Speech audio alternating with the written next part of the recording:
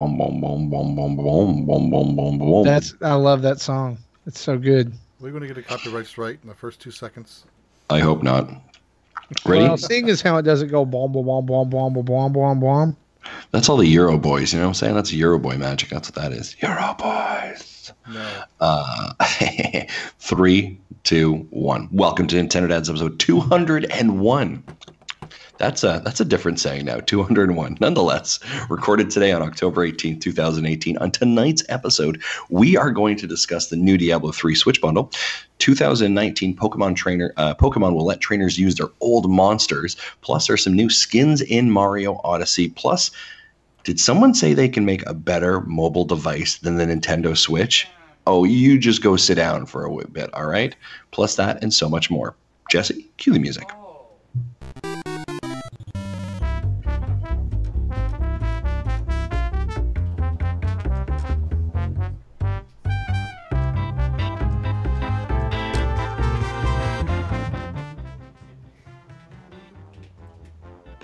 Ladies and gentlemen, welcome to the Nintendo Dads podcast. My name is Justin Masson, and joining me today, truffle shuffling their way across the United States, I'm going to start with the man with the plan, the soundboard himself. He presses all the right buttons, Mr. Jesse Waldack. Jesse, how are you today, sir? I'm doing good. I was trying to be cute and play a sound, but with the music already being quiet, being in the background, the sound came out quiet, so that didn't really work very well. Speaking of quiet, I'm going to just stop this right now. In case for some odd reason Jesse's audio is low and you're hearing this post-production, you're hearing it recorded, we are working on it diligently to try and get it resolved. We appreciate the amount of feedback that we get every single week that, hey, nobody puts Jesse in the corner. Nobody puts him in the corner. Let him speak loudly, and we're working on it, folks. We apologize. Yeah, but thank you so much for joining us. I did increase my mic gain over what I've done in the last few weeks, so hopefully that helps. He did. He's been doing a lot of protein shakes and weight boosting to increase that gain. So we appreciate that. Speaking of a man who is nothing more than a protein shake himself, I don't know what that is. I'm sorry. That's a little. I don't know where I was going with that one. Sometimes they're gold. Sometimes they are not gold. You know, the funny thing about it is you didn't know where you were going with it exactly, as I didn't even know that we were starting the show, apparently. Apparently. You had to jump in there and actually talk and use your mouth to make words, because I was just content to sit here and stare off into space. Guys, it's been a day, but I am here and I am excited because I look forward to this all week long. I look forward to you. Okay. I look forward to our people. The peoples. I appreciate the peoples. Absolutely, they're fantastic. The peeps. The peeps. The peeps are what keep us going. And so, peeps. My youngest would probably slap me if she heard me say that. Yeah, peeps. Yeah. Here's the deal. Hang with us. Bear with us, because we're about to jump into some news. We are. We go right there. Let's do it.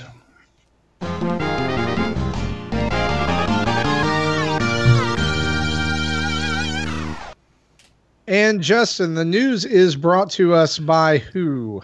Well, of course, it's brought to us by our amazing Patreon supporters over at patreon.com/NintendoDads. But of course, I want to call it some brand new Patreon supporters, and we are so thankful for them to be joining us now. I've been doing what they call in the industry vamping. And vamping is where you talk and you try and multitask at the same time to find a resolution. And let me tell you who those amazing new Patreon supporters are. First, let me big thank you to Elliot. Justin, by the way, fantastic name. That's just you, isn't it? It's actually not. So here's the thing: is I don't do last names. I don't say last names because typically I butcher them. But I will say there's a Justin who is also probably awesome like I am. So thank you, Sean, and of course, last but not least, ladies and gentlemen, big thank you out to Santiago as well. So. Who is listening to us, by the way, all the way from Argentina.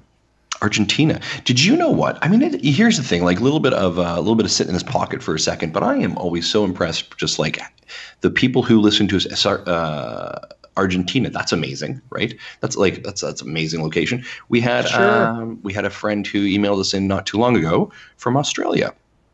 listening to us live in Australia as well. I wish I could remember the name and find the email really quickly. But a fantastic folk as well. So here's what we know. All right. This has got the gears turning, Justin. This has got the gears turning. We know that there are now people who listen to us in North America. Mm-hmm. We know that there are people who listen to us in South America. Mm-hmm. We know there are people who listen to us in Europe. Mm-hmm. And we know there are people who listen to us in Australia. Mm-hmm. That's 4 out of 7. Now we just need to know if we have anyone in Asia, Africa, or Antarctica.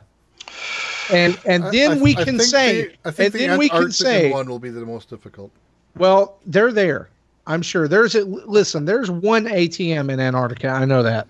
So surely they have internet, and I'm sure at least one person down there listens to a podcast. So here's the deal. We've got to find out about the 7. We have to unite the 7 because here's why. Then we can truly say, then we can truly say that Nintendo Dads is a global podcast. Also, just a big shout out, Paul from Australia, from Sydney, Australia. 42 Wallaby Way, Sydney, Australia. Well, now Paul's going to be leaving us. Thank you very much. I remember that for some reason. It just keeps coming back to me. Speaking of coming back to it, let's come back to the news. All right. So plenty to talk about this week. So let's just dive right on in. Earlier this week, news broke that Blizzard, in conjunction with Nintendo, will be dropping a Diablo 3 Switch bundle. It will release on November 2nd with a digital copy of the game. Also will include a custom Switch console. Unfortunately, no new Joy-Con colors. It does have a minor branding on the back and dock branding as well, which has been customary with new versions lately. And this version of the Switch will also come with a Diablo 3 branded case. And it's all coming out for, I believe the cost is $359, which is basically like you're getting the case for free or you're getting part of it for free. I was really surprised by this. Were you guys? You know what? That is a little bit, but I'm going to throw it out to some questions that we received about this topic specifically. Is that cool? Sure. Oh, yeah. Yeah. Okay. Because we can hear a head shake. I know, right? Chris Morgan asks, with all the Switch-themed bundles coming out, would a standalone-themed dock sell? I personally would love the Pokemon one, but I don't need a new Switch. So yeah, lots of docks coming out or lots of bundles. He's saying, hey, what could we just do a specific themed dock? Do you think they do a themed dock, guys? At this point, I don't. No, see, Jesse. Okay, all right, Jesse. Let's sword fight here over this. All right. See, so you mentioned that it doesn't come with special Joy-Con, and I would not like it if it came with special Joy-Con if it was not available outside of the bundle. Sure. So it makes, as long as I don't see any difference between that and the dock. If the dock is a special dock in the bundle, I would be okay with them selling a dock outside of the bundle, just for the same $80-ish, $70-ish. The only reason I don't think that we'll get a custom dock like that, unless it's like a brand new custom dock, is that if you guys remember about 6 to 8 months ago, docks were on clearance everywhere. Oh, I don't think they'll do it, but I think it's a good idea.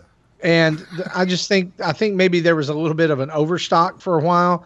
I don't think we're going to say. I think you're going to be able to buy a generic gray, black Nintendo Switch dock until they make a new system. Well, just like the limited edition 3DSs and 2DSs, it's not as much, to have the system to use, but I think more for the collectors to say, look what I got. Yeah, nice. Yeah. And with this, I think that the point of these, like especially and think about how many bundles we're getting, guys, already, right? So we've got the Fortnite bundle, which doesn't actually have any new branding. It just has included content. That's already out. There's the Mario Tennis 1-2 Switch bundle, which is already out. It doesn't have any new branding either. There's the Pokemon one that you can get that is a dual version. It's either Eevee or Pikachu based on the way you get it. And correct me if I'm wrong, because it's been a while since I've read anything about this, because I don't, the more I read about it, the more I want the Joy-Cons. Aren't the Joy-Con colors swapped depending on which version you go with? I don't know. I thought that there wasn't a different branding for the only thing that's different there, Marty, is the game that's inside of it. Okay. Right. And so the Joy-Cons okay. The Joy-Cons are still the same. So left is like yellow. Yeah, but we're getting the Let's Go, and then of course the Smash bundle, right? Yeah, and that's the coming Diablo. out. And now the Diablo. So that's the Pokemon Joy-Cons are in the colors that Roger made a joke about, kind of predicting it, hoping it wouldn't come true, and it came true. Right. And sorry, did they not also do a Monster Hunter one? And there's a Splatoon one too, right? There's a Monster Hunter special edition in Japan. Yeah, and then there is a Splatoon one. No, I mean last year. Yeah, I'm talking about ones that are out right now. Oh, okay. Sorry. And so 5 bundles, they're going to be available this Christmas. My worry with this is too many bundles. Too analysis paralysis. I mean, a parent goes to the store and is like, okay, I want to get a Switch. And then the guy's like, well, you can get one that comes with this game or this game or this game or this game or this game or these 2 games, or you can get, I worry that there's, I mean, I think it's good to have the bundles. I think that ultimately that's going to be a huge selling point, but I don't know if this many bundles are a good idea. That's true. Yeah. Narrowing it down to 2 or 3 might be a better idea. We never think about it. We never saw Nintendo do this with the Wii U. No. Even at their most desperate, they never had this many bundle options. Well, when it's a dumpster fire, it's a dumpster fire. Do you know what I mean? Like, you're not going to. Well, they tried. You're not going to offer different colored dumpsters filled with different kinds of trash. With different kinds of fire. They did try with the Zelda one, and it had the more. What's like calligraphy around the edge of the gamepad, which those of us who bought a Wii U at launch didn't like it because we didn't want a second Wii U, and those who did want it probably had to fight scalpers and day oneers because it didn't last very long. Yeah. Mm-hmm. Yeah. Well, I think the draw for these though is not the dock. Just coming back to that question, I don't think the draw for these editions is the dock at all. I think it's like actually being able to since it is more of a hybrid portable system, I think it's being out in public and going, oh, they've got the Diablo Switch. Mm-hmm. Yeah, yeah. You know, you see a guy across the room. Oh, they've got the Smash Switch. Yeah. Joshua Crow asks, with all of these Switch bundles, what you like and don't like about them, and if some of them are really worth our extra money. I mean, I would think this. I don't think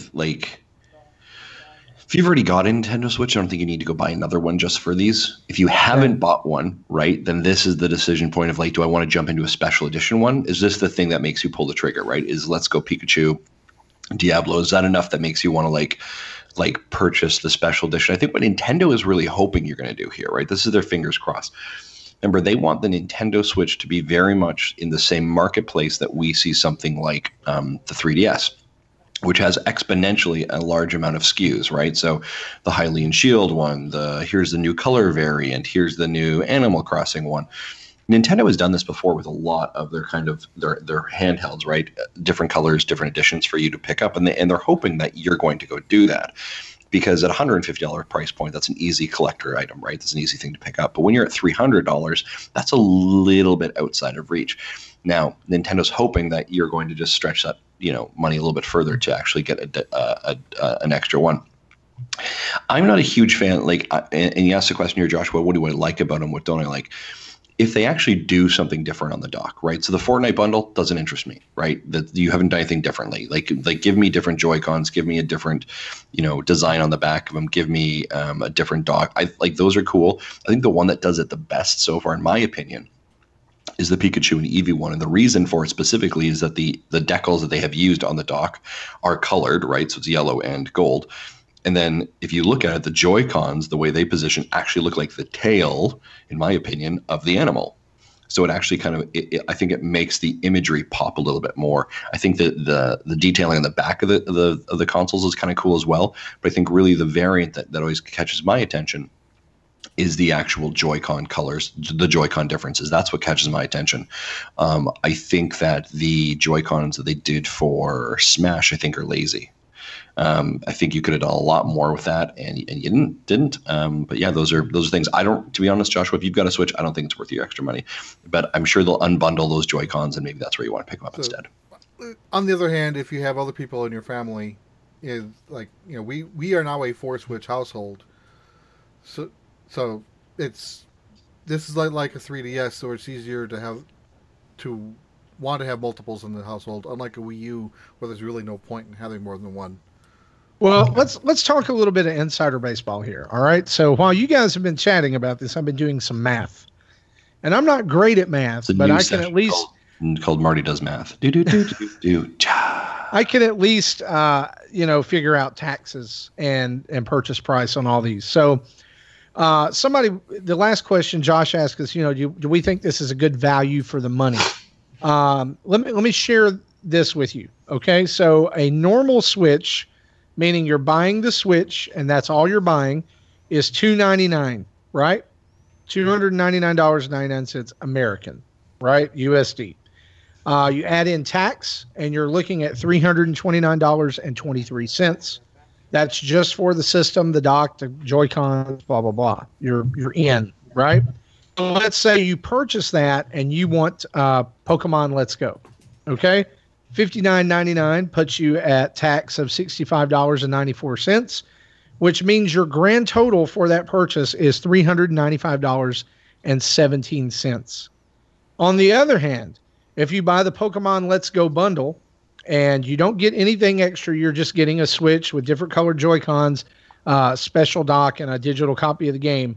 With tax at $359.99, that comes out to $395.08, a savings of about 9 cents. So these bundles, unless they offer something else on top of the game and the Switch itself, like the Diablo bundle, is not really giving you any bit of a better deal. It's just giving you the ability to say, nana nana boo boo, I've got a Pokemon on my Switch, or I've got the devil on my Switch. Or just to buy a game with your Switch without having to grab a second box. That's true. That's true. I mean, you can get it all at once. It's about convenience, right? And that's what Nintendo's hoping for. I mean, the bundle is all about the upsell. There's really no apparent monetary gain from buying it either way, unless you just are like, if that 9 cents is going to break your bank for Christmas, there you go. Kind of a related question. Ryu Cat asks, do we think next year we're going to get a Metroid 4 themed Switch, and what would the colors be? When Prime 4 drops, there will be another bundle.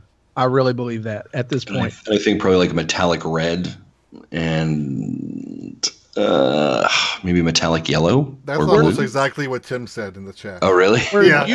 Here's the thing. When you really want to see the Nintendo collector fan base go nuts, stop just etching something on the back of the Switch. Make the Switch shell a different color. Make it like the color of Samus's helmet, and make metallic yellow Joy-Cons with green buttons. Oh yeah. Watch people go nuts. I'm not sure if I'd want the bezel to be anything other than black.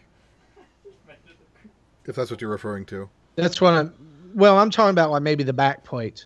Okay, that can be fine. That can be customized. That's not going to bother. Like a customized back plate, kickstand, that type of thing. In the front, I wouldn't want that colored. So here's, just to clarify, here's what I'm saying. I don't think they're great for value-wise, but I do think it's a great PR move for Nintendo, because I think, it's all about that upsell. They want you to buy a game. They want to talk attach rates.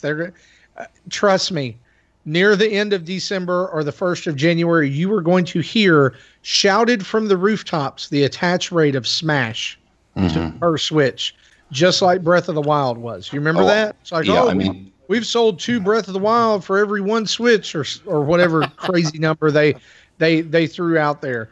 I suspect within Switch releases on a Friday, you're going to see the PR announcement on Monday. Actually, isn't the Switch release of Smash on a Wednesday? Is it really? It's December 7th. That's a Friday. And That's a Friday. is it really? I am terrible with dates. Earlier, I was like, Pokemon Let's Go releases on the 6th of November. I hope your wife doesn't agree with that statement. I'm good about remembering that. Like, I'm talking about anniversary and stuff. I'm just talking about going to the movies or dinner for dates. It's a joke. Never mind. We don't do that. It's too much work. Yeah, it's too much work. No, we do. We do. Before anybody, like, oh, Marty hates his wife. No, I love my wife. What kind of emails do you think we get? I love that she let me out of the house to come do this tonight. That's very kind of her, right? Yeah. Yeah. Speaking of being let out of the house, let's move on to this next little bit of news here. Not a huge thing, but Pokemon 2019, actually the Pokemon Company dropped a couple of hints about Pokemon 2019 this week. The first was barely a blip on the news radar. Basically, it was, we won't talk about Pokemon 2019 until 2019. If you did not think that was going to happen, duh. They're not going to overshadow Let's Go with Pokemon 2019. Sorry. I think the earliest we'll hear anything might be March, most likely E3. I think E3 is going to be all Pokemon. I really do. No, they're going to do an announcement before E3, like they did a couple of years ago. Oh yeah, they did one in like May. End of May. They're going to. It was like the last week, and then E3 was the next week. Yeah, they're going to get the Pokemon stuff out of the way, and then they're just going to blow open the doors and be like, "What? Here's Metroid, blam." And then it'll be available to play or something at E3. Yeah. So the other tidbit that came out about Pokemon 2019 is that the Pokemon Company acknowledges the fact that people have spent a lot of time and effort depositing their monsters into Pokemon Bank. And the worry is that there will not be a transfer of those older monsters. But don't fret, Pokemon fans.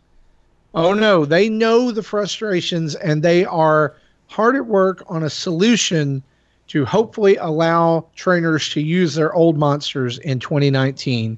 Pokemon Ultra Sun and Ultra Moon were specifically mentioned in this, so I don't know if they'll go all the way back to Kanto, or if they're just going to pick a few regions or whatever. At this point, I think that if you're saying this and you're basically opening Pandora's box, right? You're opening the door to expectation for everyone to, Pokemon 237 is not in there. Whatever one that is, I don't know. But what do you guys think? Are they just going to let all 700 or however many Pokemon in? I think if they got them in bank, they should be able to take them out, no matter what it is.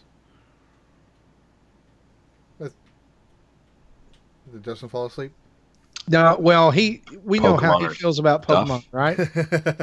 Pokemon. Yeah, I think that they try to limit and filter through the Pokemon as they get deposited to try to catch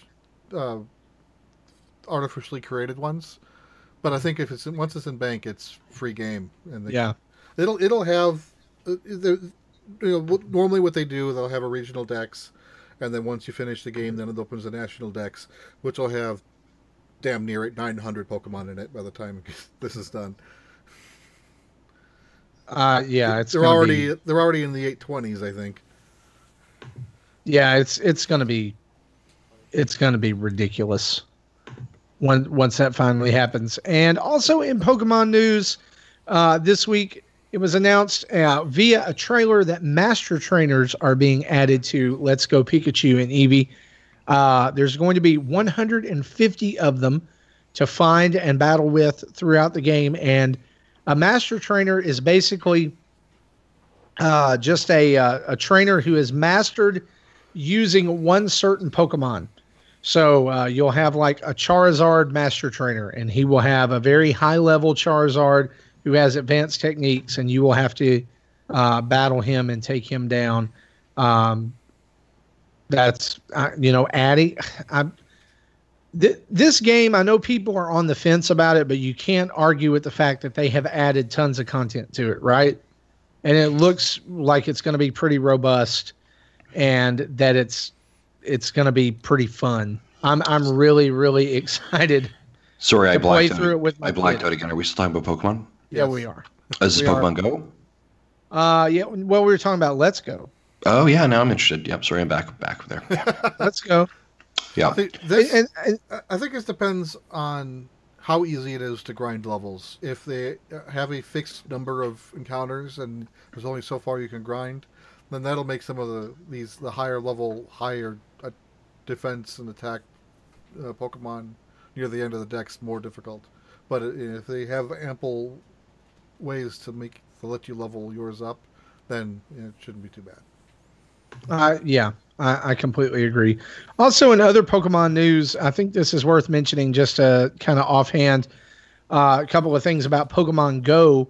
The first wave of Gen 4 Pokemon are now available in Pokemon Go. These are Sinnoh region Pokemon, including Piplup and I believe Torchic, and that other green thing nobody cares about. Turtwig. My son caught a Turtwig. Turdwig? Is that what you called him? Turtwig, like a stick. Oh, Turtle, okay. Stick. Stick turtle. Okay. And it was the monkey. What was the monkey called? Not Chimchar. Yes, Chimchar. Is it Chimchar? It is Chimchar.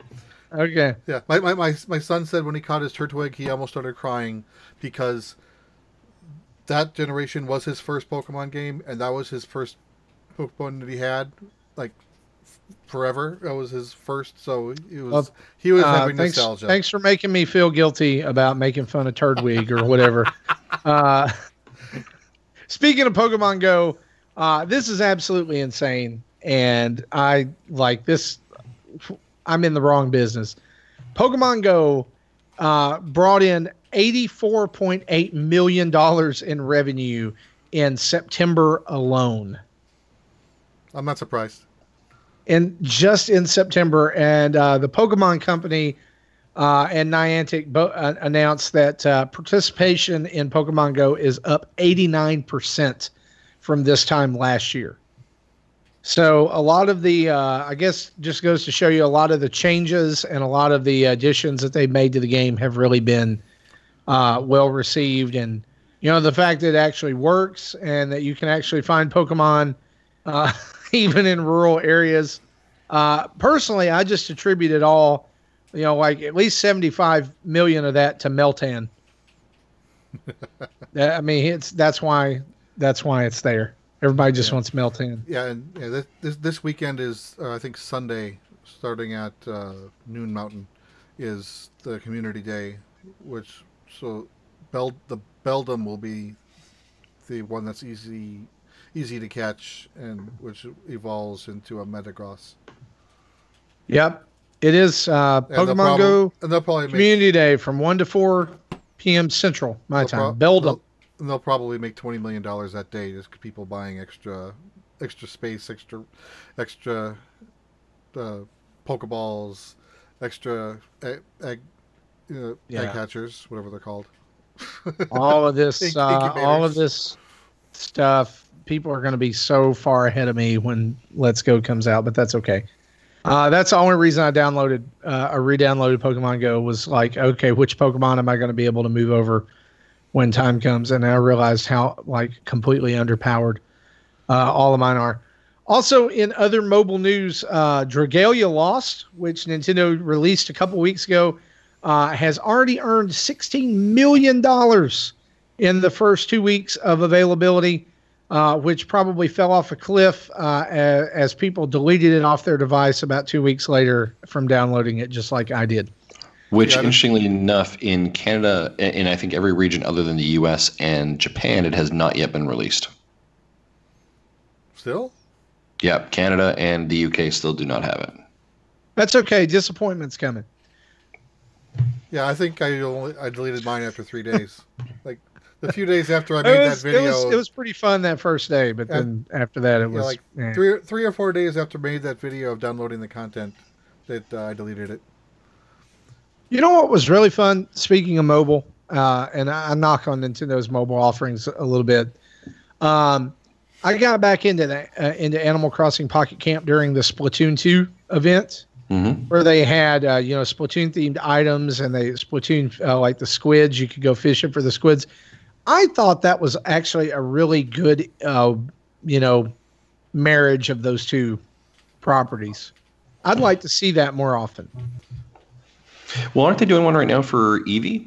Yep. Pokemon? Yeah, they're doing one with Pokemon right now where you can get Eevee costumes and all kinds of stuff like that. But and again, I mean, they've talked about the fact that their mobile strategy is to try and engage an individual in a property and then make them purchase the actual system in the mainstay game, which I mean is completely logical, right? It's a promotional tool. Yeah, so yeah. I think using something as probably widely accepted or probably downloaded as Animal Crossing, and I'd actually be curious out of all the titles that the offerings that they have, and obviously excluding Pokemon Company, or Let's Go. I wonder if this is their Animal Crossing is their biggest one that's been downloaded, or it's the one that has just the widest reach for properties that make sense to enter into that environment. Do you know what I mean? Because I think probably for like Fire Emblem, it doesn't make sense to all of a sudden like have Splatoon kids show up. Right. Yeah. Whereas it's probably a little more Animal accessible. Crossing, it's a little bit more, yeah, and that's a probably little more widely accepted age-wise, right? Yeah, and then also maybe the perfect demographic, right? The kind of casual gamer who might be picking up something like an Animal Crossing, kind of that light play of it, and it's like, hey, you like this? You should definitely go and pick up a Switch. Now, it'd be interesting. What's going to be very interesting is to see how Animal Crossing Pocket Camp rolls into the Switch Edition coming out in 2019. And Marty, I think you've got some news on that, right? Yeah. So Nintendo applied this week for a trademark for Animal Crossing Let's Go to the City, which, could mean a couple of things. It could be just more for Pocket Camp, but probably leaning more toward the Switch version being some kind of city-based Animal Crossing, which I think would really be a good shot in the arm for that city, for that series. But there's not really any more news than that. It's going to be interesting to see where Nintendo takes that. I was just thinking as you were talking about that, about the accessibility of Animal Crossing, about how, I would love to see Nintendo promote more of its upcoming games through those mobile offerings like you were talking about. I think that when Yoshi's Crafted World comes out, having a Yarn Yoshi show up in Pocket Camp would be amazing. Mm-hmm. Like you could get him to move in and like take up residence, and you could like do tasks for Yoshi and stuff like that. Like Kirby would be a perfect, like things like that, and maybe drive some things back to that game as well. But I think Pokemon Go is obviously the most the biggest thing, right? The biggest moneymaker, and probably Animal Crossing after that. Why do someone can correct us, and maybe someone can do some research on this. I thought that didn't they recently do a investors call not too long ago? And wasn't like Fire Emblem really the moneymaker for them? Like it was making some mad money, or am I thinking that it didn't make mad money? Fire Emblem was making more money until Pokemon Go made the changes it made.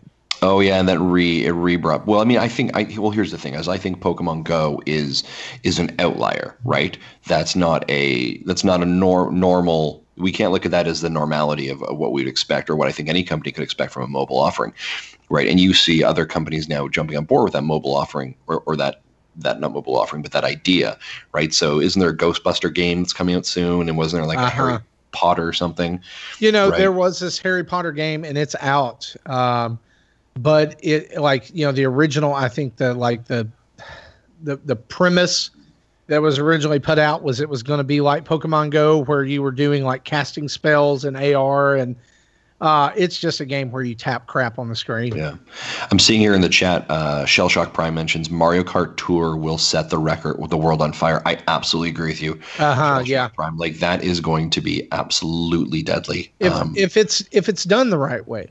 If it comes, but here's the thing, I don't think. I'm sure Nintendo knows this, but I don't know that people have thought about this.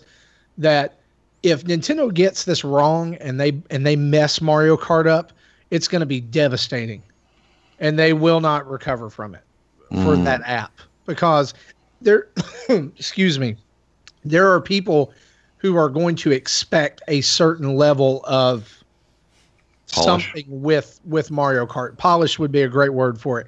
And here's the deal, and I know people don't like talking about this. No, it's not popular. Mario Run had that polish, and people absolutely crapped all over it because Nintendo's approach in the beginning was not what it needed to be, right? So, I mean, I would say yes, it's going to be popular, but dial those expectations low for Mario Kart Tour. It's probably not going to be like you're not going to be playing full on Mario Kart in your hands. You're not going to be playing battle mode. Like, think about, like, go find an iOS racing game that is like top down, where you're racing little like micro machines or something, and like it goes automatically, like the gas is put on automatically, and you just tilt it side to side to drive. That's what Mario Kart Tour is going to be. It's interesting in the chat here. See, if Mario Kart Tour is messed up, Mario Kart 9 might die on the vine. I think that's an interesting statement, but I don't necessarily know if that's true, because I think Mario Kart, and here's the thing, I think Mario Kart has a strong enough brand unto itself that if there is any Mario franchise or brand that could probably take a bit of a misstep and still be okay, I think Mario Kart is it. You have to remember, Mario Kart on the Nintendo Switch, I believe, is the highest selling game. Right, the attachment rate is actually bigger than Breath of the Wild, as I recall it. It's almost a, I think it's a 70% attachment rate. And remember, this is a game that is like 5 years old, right? So and Mario Kart has always sold really, really well. So I don't think it's going to be a huge hit, but I do think that if they can, here's the thing, I don't think if they stumble, it's going to be a massive miss. But I think if they properly tie all those things together, then it becomes a slam dunk hit outside the park kind of phenomenon, much like Pokemon Go possibly or in that way, right? I think if they execute well, it's going to be massive for them. Justin, before we get an actually, I will just clarify here. Mario Kart is the second best-selling Nintendo Second, Switch. I apologize. What's number one?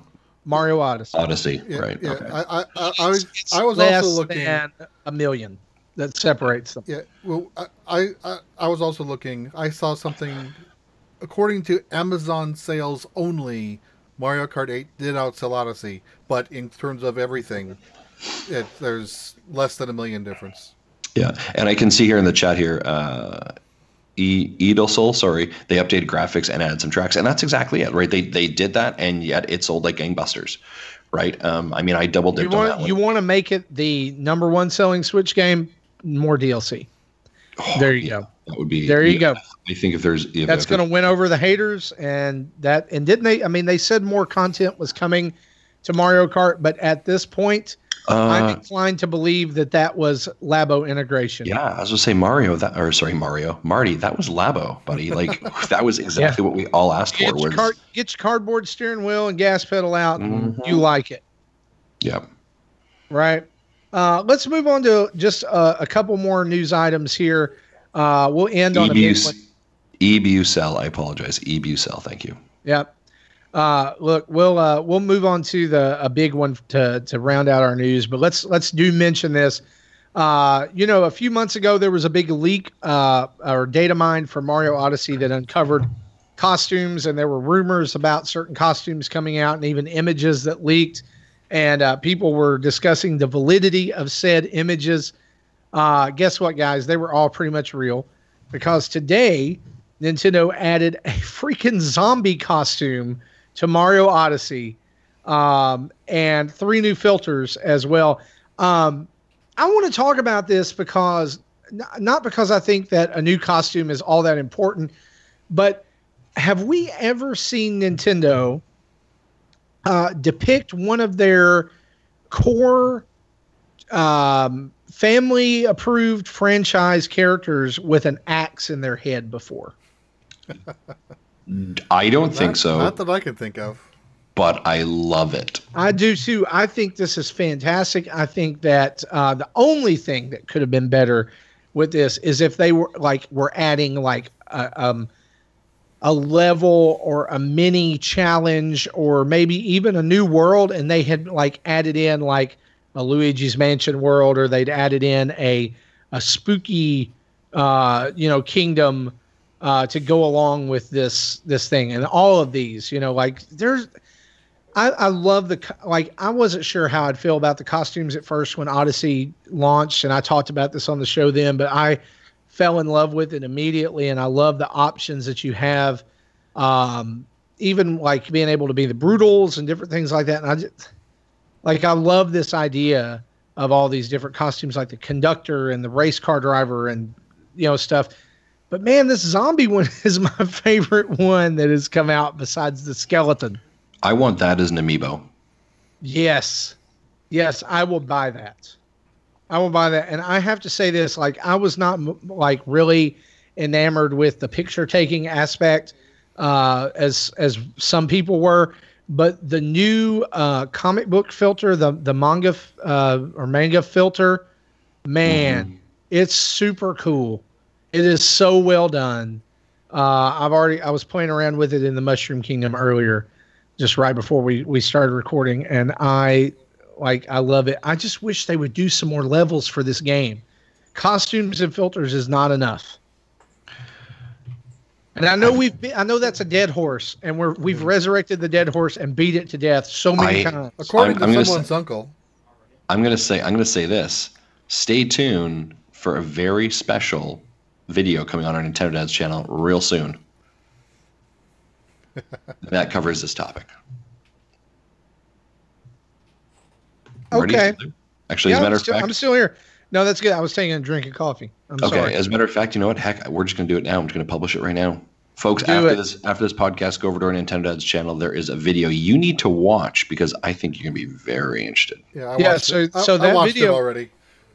That video will be out, and then we're going to have a look at Starlink tomorrow or today, as you're hearing this as well, for those of you who are still on the fence about the new Star Fox game. As people are calling it. Last but not least, let's round out news with this. And I love this. I love the name of this company because I looked up how to pronounce it, and it is literally pronounced Huawei. It's literally Waluigi as a phone company. Huawei, with an H. Solid H. It's a Huawei.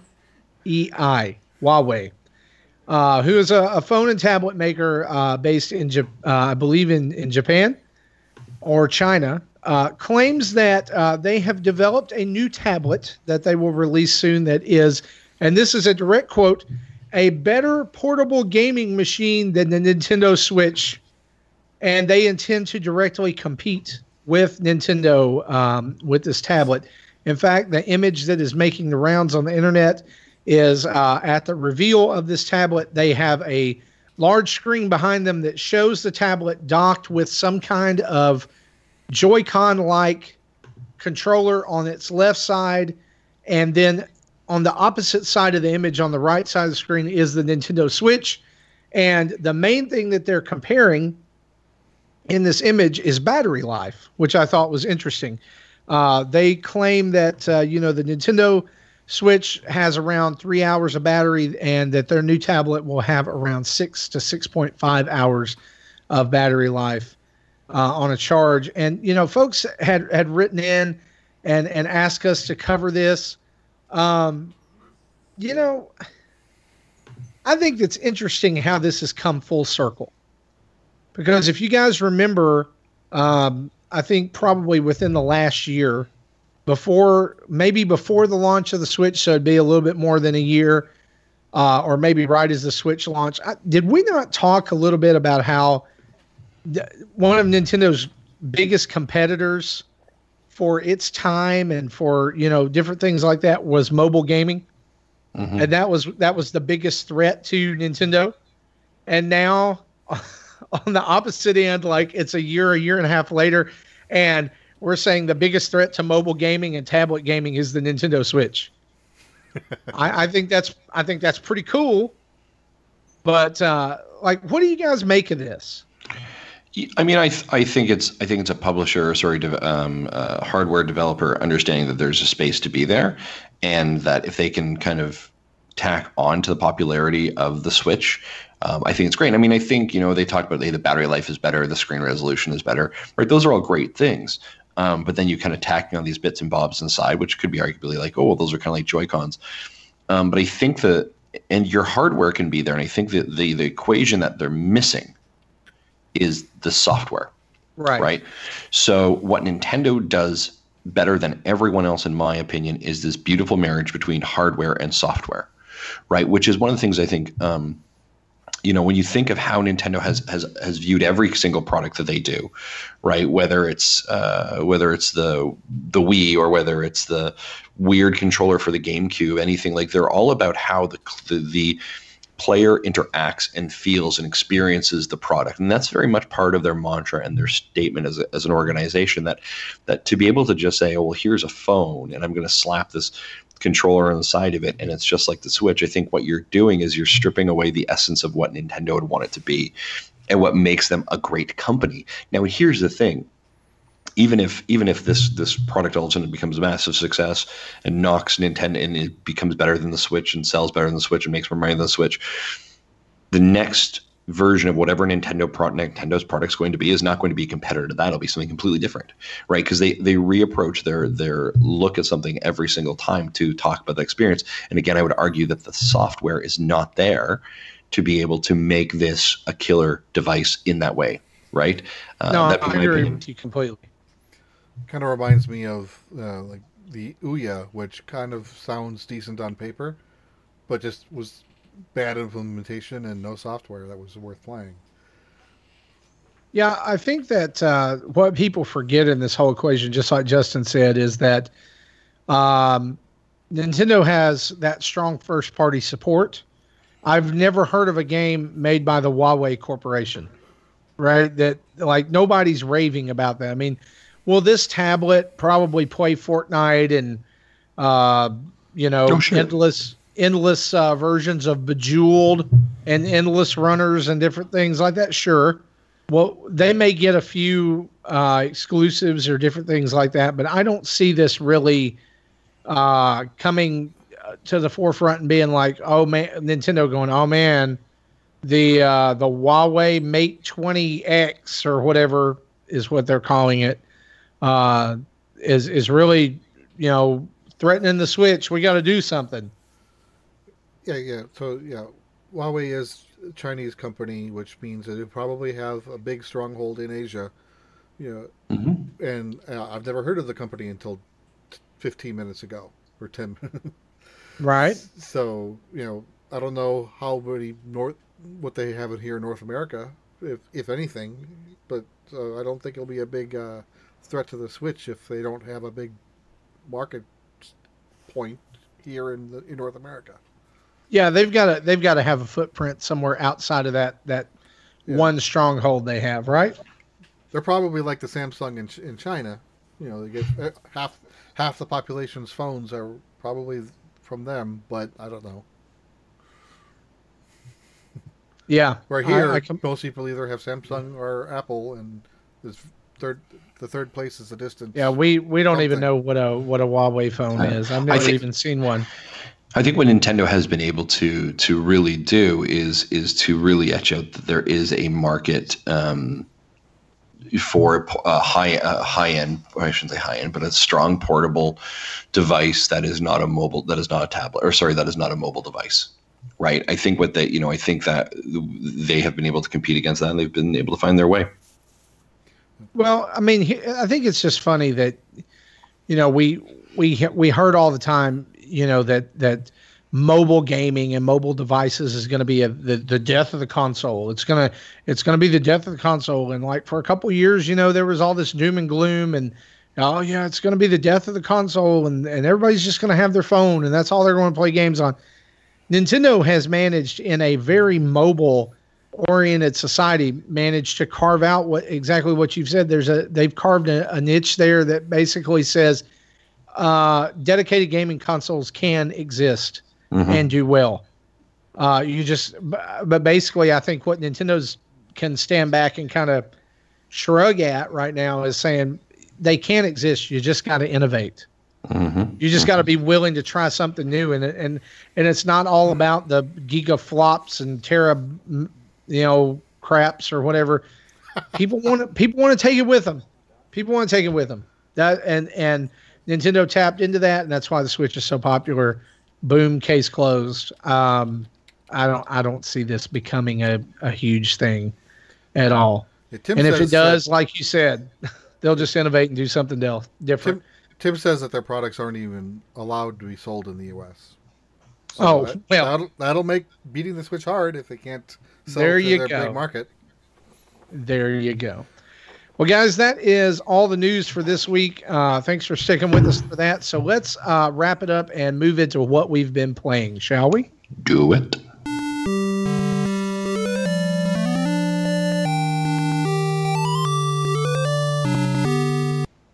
Justin, I'm going to go to you first here for this because I'm going to call it out right here. You don't have anything on the list. You've not been playing any games this week? No, I have been. I've just been lazy and didn't put it in the list. Okay, that's totally fine. That's more likely. That's okay because, like, the actuality is I've been lazy this week too, and the list didn't exist until 10 minutes before showtime. So, we were busy playing a game. That's right. We'll talk about that game here in a minute. Justin, Sure. What have you been playing? I've been playing a couple games. I have been playing. First, I'd call the attention to Mark of the Ninja Remastered. I'm playing a fair bit of that. That came out, I think, last Thursday, or the Tuesday beforehand. I don't remember if I talked about it last week's show. I don't think I did. But it is a stealth, imagine like Arkham Knight, and platformer, 2D. It's very cool. It's very stealthy. Definitely not something you should probably be playing with the kids because it is pretty violent and there is blood shown. But it's done in this like cartoon anime kind of style, or cartoon style, which is very cool. They have some really great, fantastic voice acting and scenes and cutscenes. It's really about, it kind of reminds me of like playing Splinter Cell back in the day, or Metal Gear Solid 2, right? Hide, sneak, wait for the guard, kind of pass you by, and then kind of take them from the, jump out from behind them and stab them or kill them or do whatever you want to, and hide the body so that people don't find it. But there's a lot of kind of like being aware of like, am I running too loud and people are hearing me? Am I in the light? Do I need to distract people? It's very cool. So it's kind of like, it's a great stealthy game, but probably not child friendly appropriate. So this is probably one that this is probably the first game that I've really thought about, I may want to turn on my parental lock on this game because I don't think it's appropriate for the kiddos. So that is Mark of the Ninja Remastered. I would definitely say I'd recommend it. It's kind of up there when I saw like The Messenger and this game. Both these rang a bell with me of something like I really want to play. So I checked that one out. The other one I'm playing right now, we got a review copy and I just put it on our channel today, is Zarzot. And Zarzot is a game Zarvot, thank you, is a game about being a cube. And this has a single-player campaign mode, and it is kind of also like a twin-stick shooter, platformer, walking simulator game would be the best way I could describe it. And it is really well written. It is very funny. Your single-player campaign starts off essentially with you are a cube named Charcoal. You have a friend named Mustard, and you have a friend whose name is Red. And today is Red's birthday. Not Catsup? And you and Mustard need to go and get the birthday present for Red. And then when you're on this journey, you kind of run into some baddies, so to say, and you have a different experience. And you have to. There's some fetch quest stuff of like solving people's problems, but it's there's some just. You're walking around this forest as a cube in this kind of like city that feels like it's alive. And then all of a sudden you're like, oh, and I need to get home. And so now you're a cube on a skateboard and you're zipping through. And it's kind of now like one of those like old school 1980s, like, you have to move the skateboard between levels so you don't like hit things. A little bit of dodging kind of, or like a space game where you're kind of zipping through and trying to avoid things. So it's got the twin stick shooter modality of it. And then later you're somewhere and you're driving a car. And I'm like, how is a cube driving in a car? I don't need to ask that question, right? Like it's just my brain gets wrecked. But it is really good writing, sharp dialogue, very, very family friendly. very easily approachable. Button combinations are easy. They also then have, so that's like the main story, and then parting from that, they have an arcade mode and a versus mode. So it's multiplayer, and this is where it gets like super crazy, right? So you can have all 4 players, or couch co-op, or not couch co-op, but you're basically, it's, you know, shooting each other and trying to survive, and so there's a ton of depth there. It's really a lot of fun, and it's just got a unique twist. It's artistic. You can sit down with the kids and, you know, read the dialogue together, and the characters, as simple as they are as being cubes, just from the dialogue and the font that's being used and the words that are being said, you can begin to really develop and understand who these characters are. Mustard is kind of very simple. Very simple character, and as I kind of said in my commentary of it, I think, like, you know, when I think of Mustard, the character reminds me very much of like a Minion from the Minion movie, right? Kind of like one singular focused, kind of a bit of a goofball, right? And then Charcoal is a little bit more, you know, kind of the driver, the person who keeps you on task. So it's very cool, very cool. Don't let this one slip past you. I would highly recommend you pick it up as well. Yeah. Is anyone still there? Awesome. Okay, yeah, cool. no, that's good. Did I lose you? And this is also the game, if I'm not mistaken, there is a like a co-op or an extra like couch co-op Joy-Con mode, like single Joy-Con mode, where someone uses a single Joy-Con with motion controls to control a banana with a laser attached to it, who is trying to kill all the cubes. You stole my thunder. Yes, I'm sorry. No, it's okay. Yeah, no, it absolutely the is. reason I asked is because, like, that's when I saw that on the Nindies Direct, that's what drew me in, was the laser banana. Yeah. So I would definitely recommend picking up. It's a ton of fun. Okay, very cool. So hopefully we'll see some laser banana action in that video of yours. You know, there is not. I did not. I was only doing the single player campaign. The laser banana is in the multiplayer stuff. So I'm going to capture some multiplayer stuff this weekend. If you guys want to see laser banana, hashtag Justin's laser banana on Twitter, and he'll do a video for you. That's absolutely it. I was, you know, it's a little bit of a side note just for a little bit of folks who have been with the show. Recently, Gary and I have been doing our kind of joke for the Euro Boys stuff, right? Since Euro Boys and Jesse. So here's a little bit of a side pocket conversation. Typing in Google search image Euro Boys is not a good idea. Images are not appropriate. That is not safe for work. And I did not realize that when I put that in, when I started Google searching imaging for our artwork. So, you know, you have good intentions, but then the internet is just a horrible cesspool of places. A very terrible place. Yeah. A very terrible place. So I digress. I mean, really, Justin, I should have known that. I should have known better is really what should have happened there.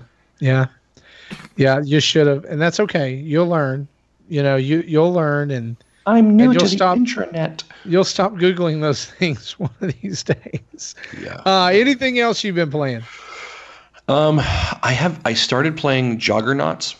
And I think it broke my brain.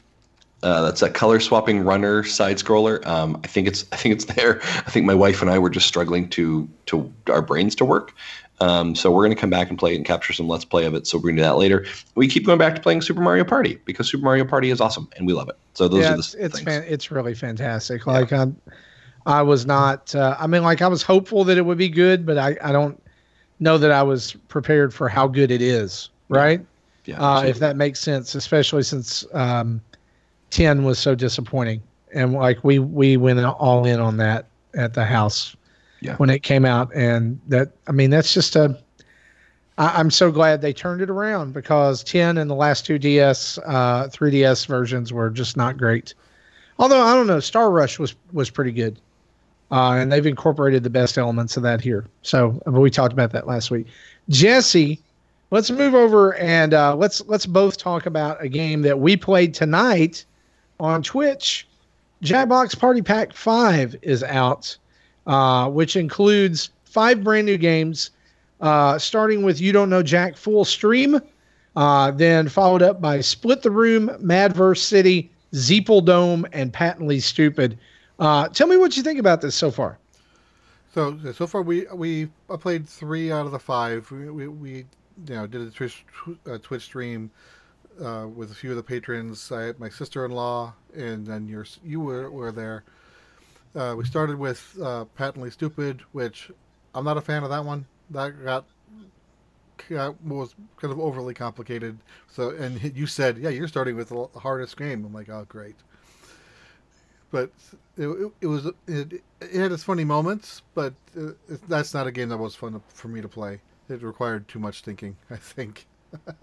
Yeah, so basically what that game is you're presented with it's set up like you're at some kind of cheesy, kind of slimy, skeezy hotel seminar for small business owners, where you're presented with a problem where you fill in a blank. Like, I hate it when my coworkers do blank, or I couldn't sleep last night because I was up blank. I was up doing blank. And so you fill those in, and then those prompts are sent out to people who are also playing, who pick between 2 prompts that are sent to their device.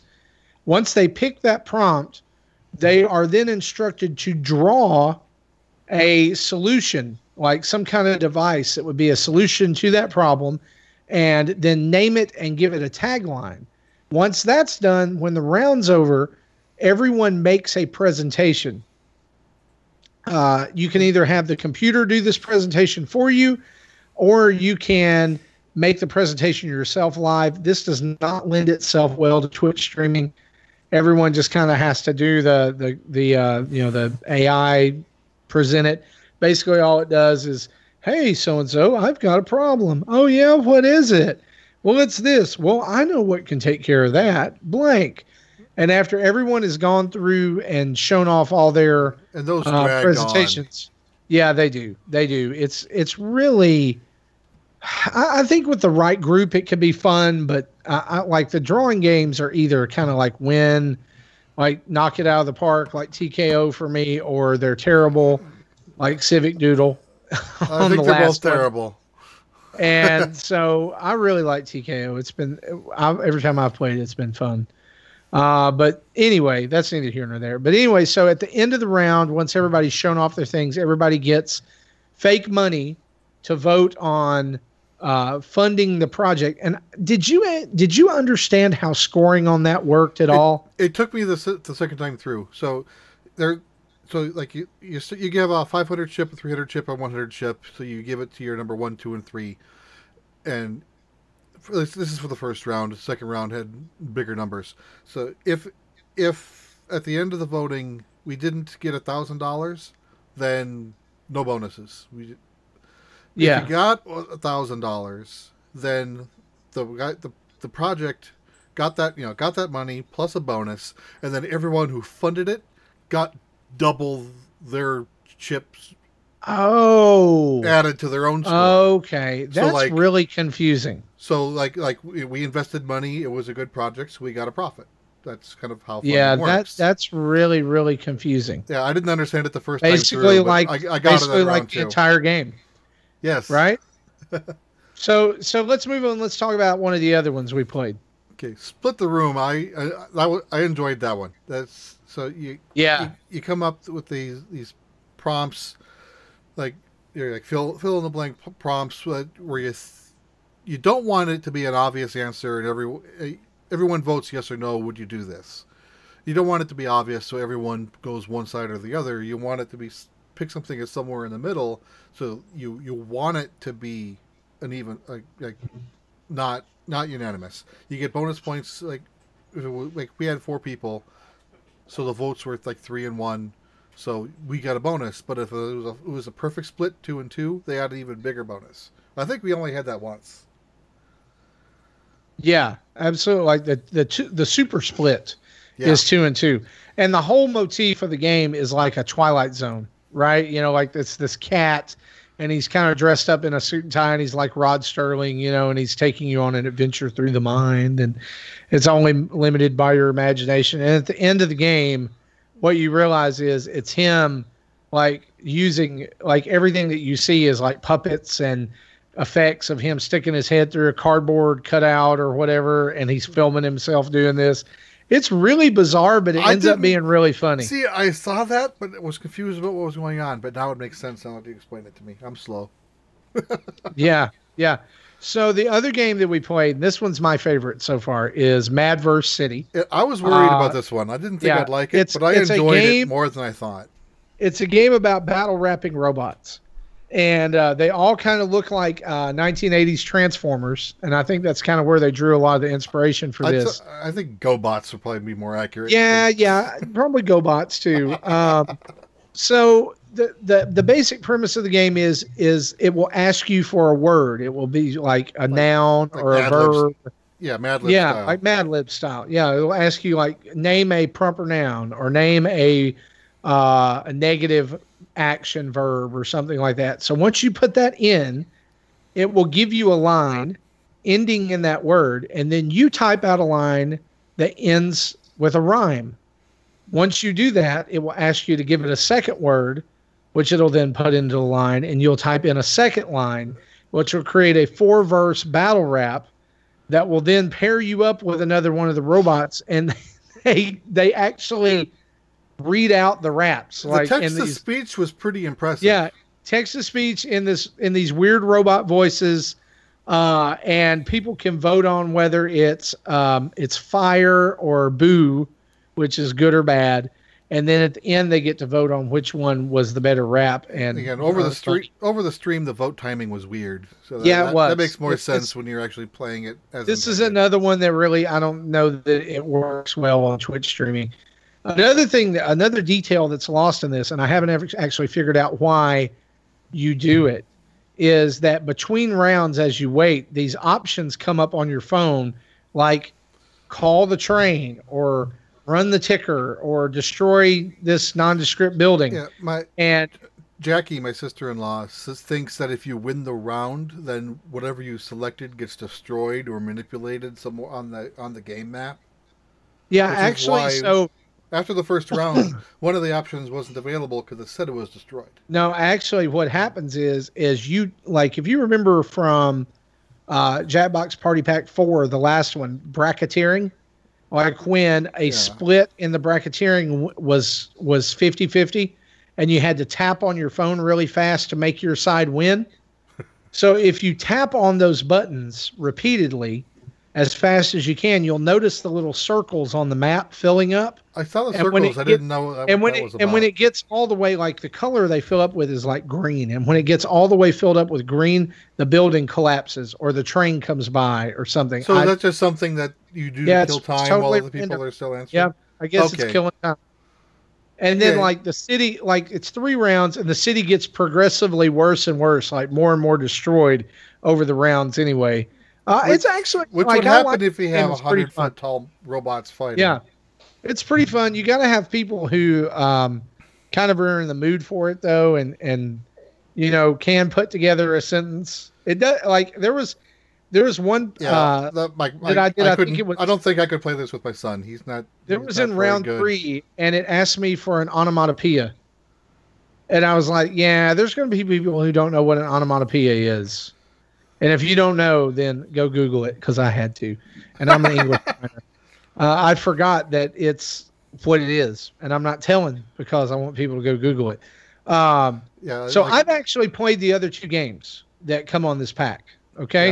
Yep. The first one is Zeeple Dome, which is absolutely the most bizarre game that they've ever come up with.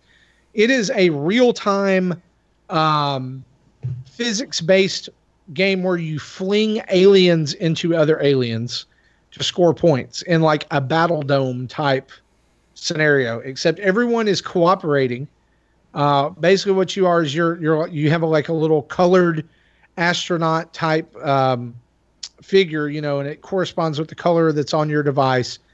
And the colors are important because once you hit an enemy and they start attacking you, they will change colors and stay that way for a little bit of time. And during that time, that person is the only one who can attack that monster and kill it. Everyone else who attacks it loses health. Oh. And so what you're trying to do is you're trying to get through as many rounds as possible, and make it to the end without dying or without losing the prize and all these things. It's not as fun as I thought it would be.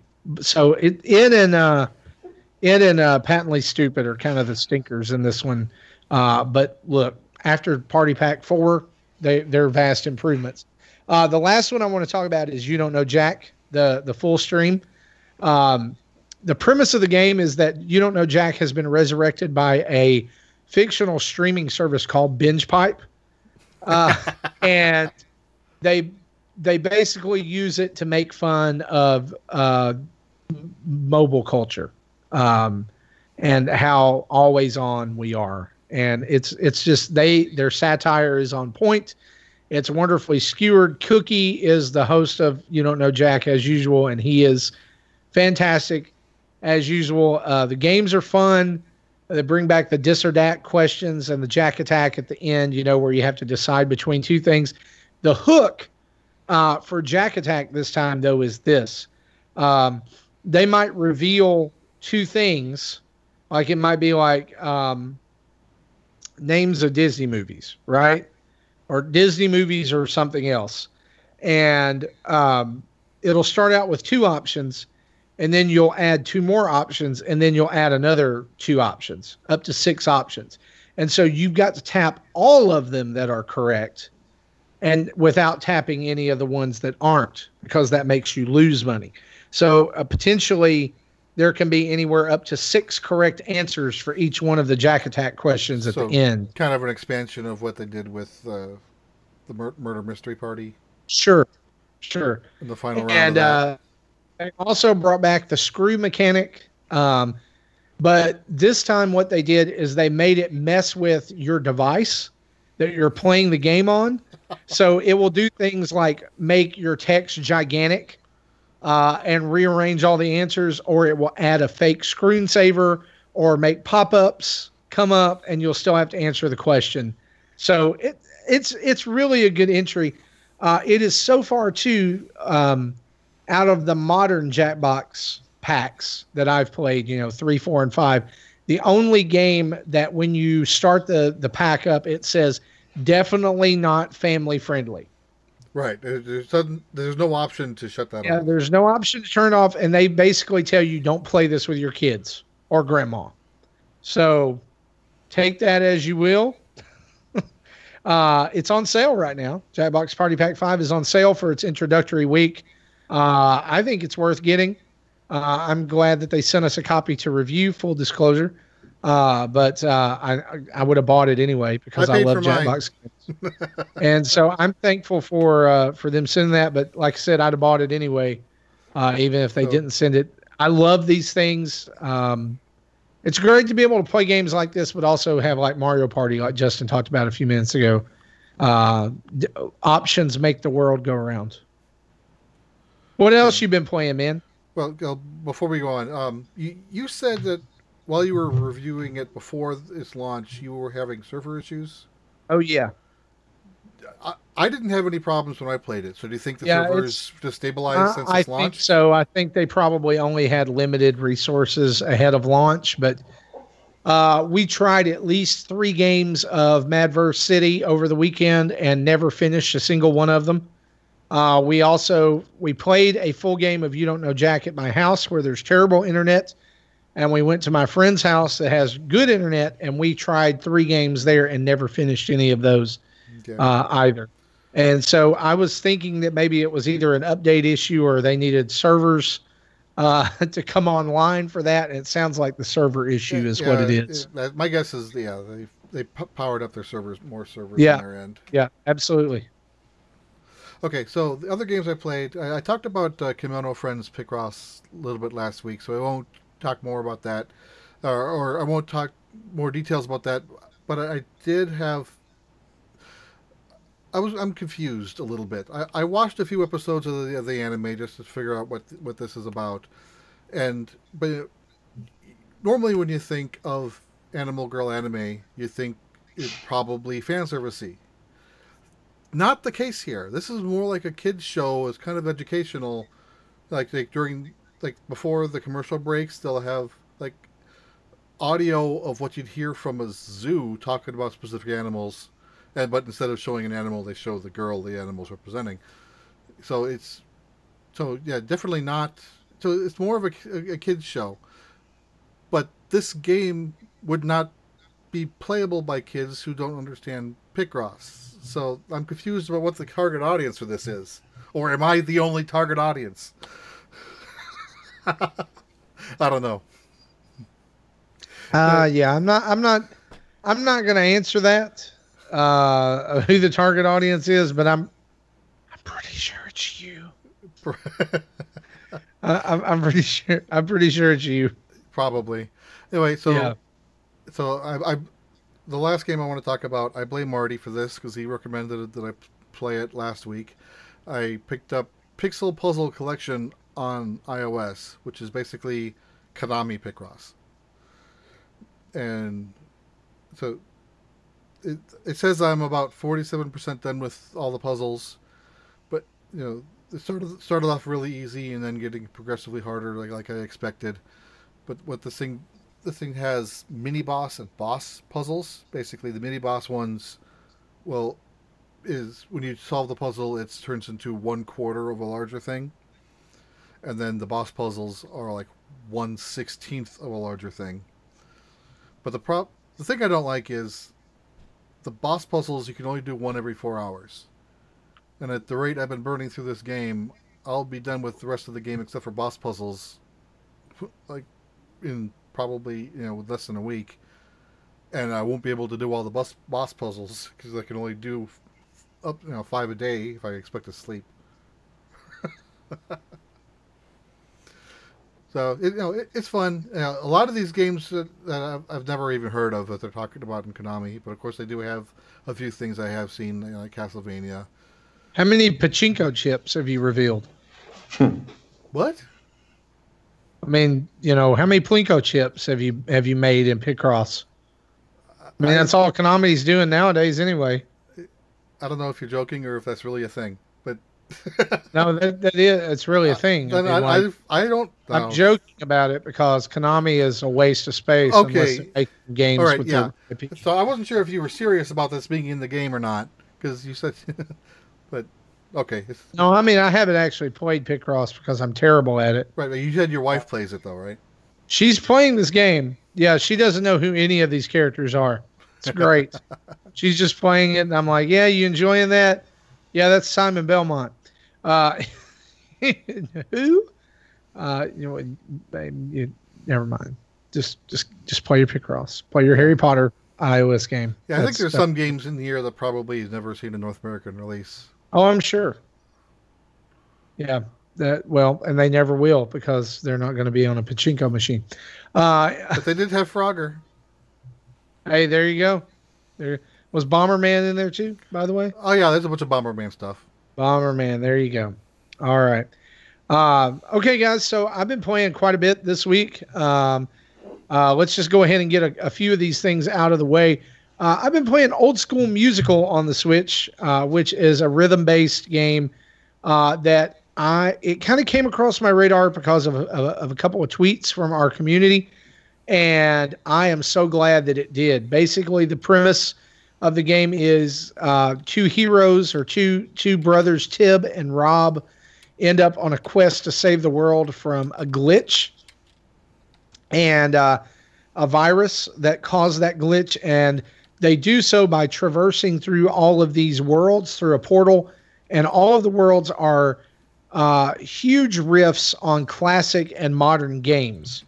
The first one that they go to, and they're like, they have costume changes and all kinds of other stuff that goes on, and so you're basically using the Y, X, B, and A and L and R buttons to tap along to chiptune songs while you're doing this. Kind of very Guitar Hero-esque, very DDR-esque. But the first one that they go to is Giga Man, where one of them is dressed up as Mega Man and the other is dressed up as Rush. The second world they go to is the old 8-bit Ninja Turtles, the very first one. And there's tons of inside base. Yes, there is tons of inside baseball little fan service jokes and things going on. Like there's one part in this world where they come to a water section, and like the electrified kelp from that game is in there, and they're like, this looks dangerous, and they're like, yeah, it's the hardest part of the game. We got to swim.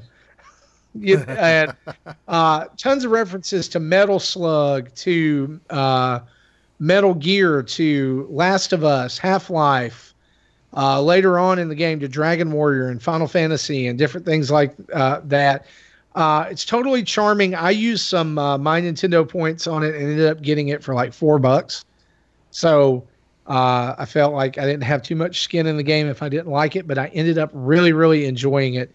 And it's on the eShop right now. If you think that's for you, if gaming inside jokes and tongue-in-cheek sense of humor and rhythm gaming is your bag, then don't pass that up, okay? Also this week I've been playing Luigi's Mansion on the 3DS. I picked this up last Friday when it came out. Yes, Justin, I'm playing a game on my 3DS. Good for you. Look at that, eh? Yeah, I know. I took it out from under from in front of the door that it was propping open at my house, and plugged it in and charged it up. Decided to play it. Fun fact about Luigi's Mansion 3DS: my son has beaten this game as of this afternoon, and I have not. Okay. And not only that, he 100%ed it. Wow. I think we should start having him on the show. Yeah, probably. He's not as big a disappointment as I am. He found all 50 boos by himself and defeated King Boo in the end. I was really proud of him for it. And he loves, like, Luigi's Mansion is his favorite Nintendo franchise. So he was super stoked about this and super stoked about Luigi's Mansion 3 coming out next year. But this is an absolutely wonderful port of this game. Grezzo did a fantastic job getting it on the 3DS. The other thing that I do want to mention is that it does have ties to Luigi's Mansion Dark Moon, which means they've added new content in. It's not much. It's very minimal. But some of it's amiibo related and some of it is story related. This is definitely on my radar, and I want to pick it up. I've actually just got to the eShop. As people are hearing this is only releasing in the European regions today, right? That's right. Yeah. Well, I have a NA 3DS, so I could have got it last week. I just haven't. But I'm saying for our people in those European territories that listen to us. Because we are a global podcast. We are, well, especially with the Euro boys. Yeah, there you go. Question for you, Marty, on this, and just a little bit of a sit in the pocket understand. Here. Oh, well done, Jesse. A little bit of a quick question here. Do you think with what we've seen now with this now coming out of the 3DS, the revival, obviously Nintendo spending time doing Luigi's Mansion 3, are we starting to see Nintendo really own Luigi's Mansion as its own franchise, as a proper franchise, and not just a little bit of a, hey, we needed to make a game? And where do you think this might tie into other things?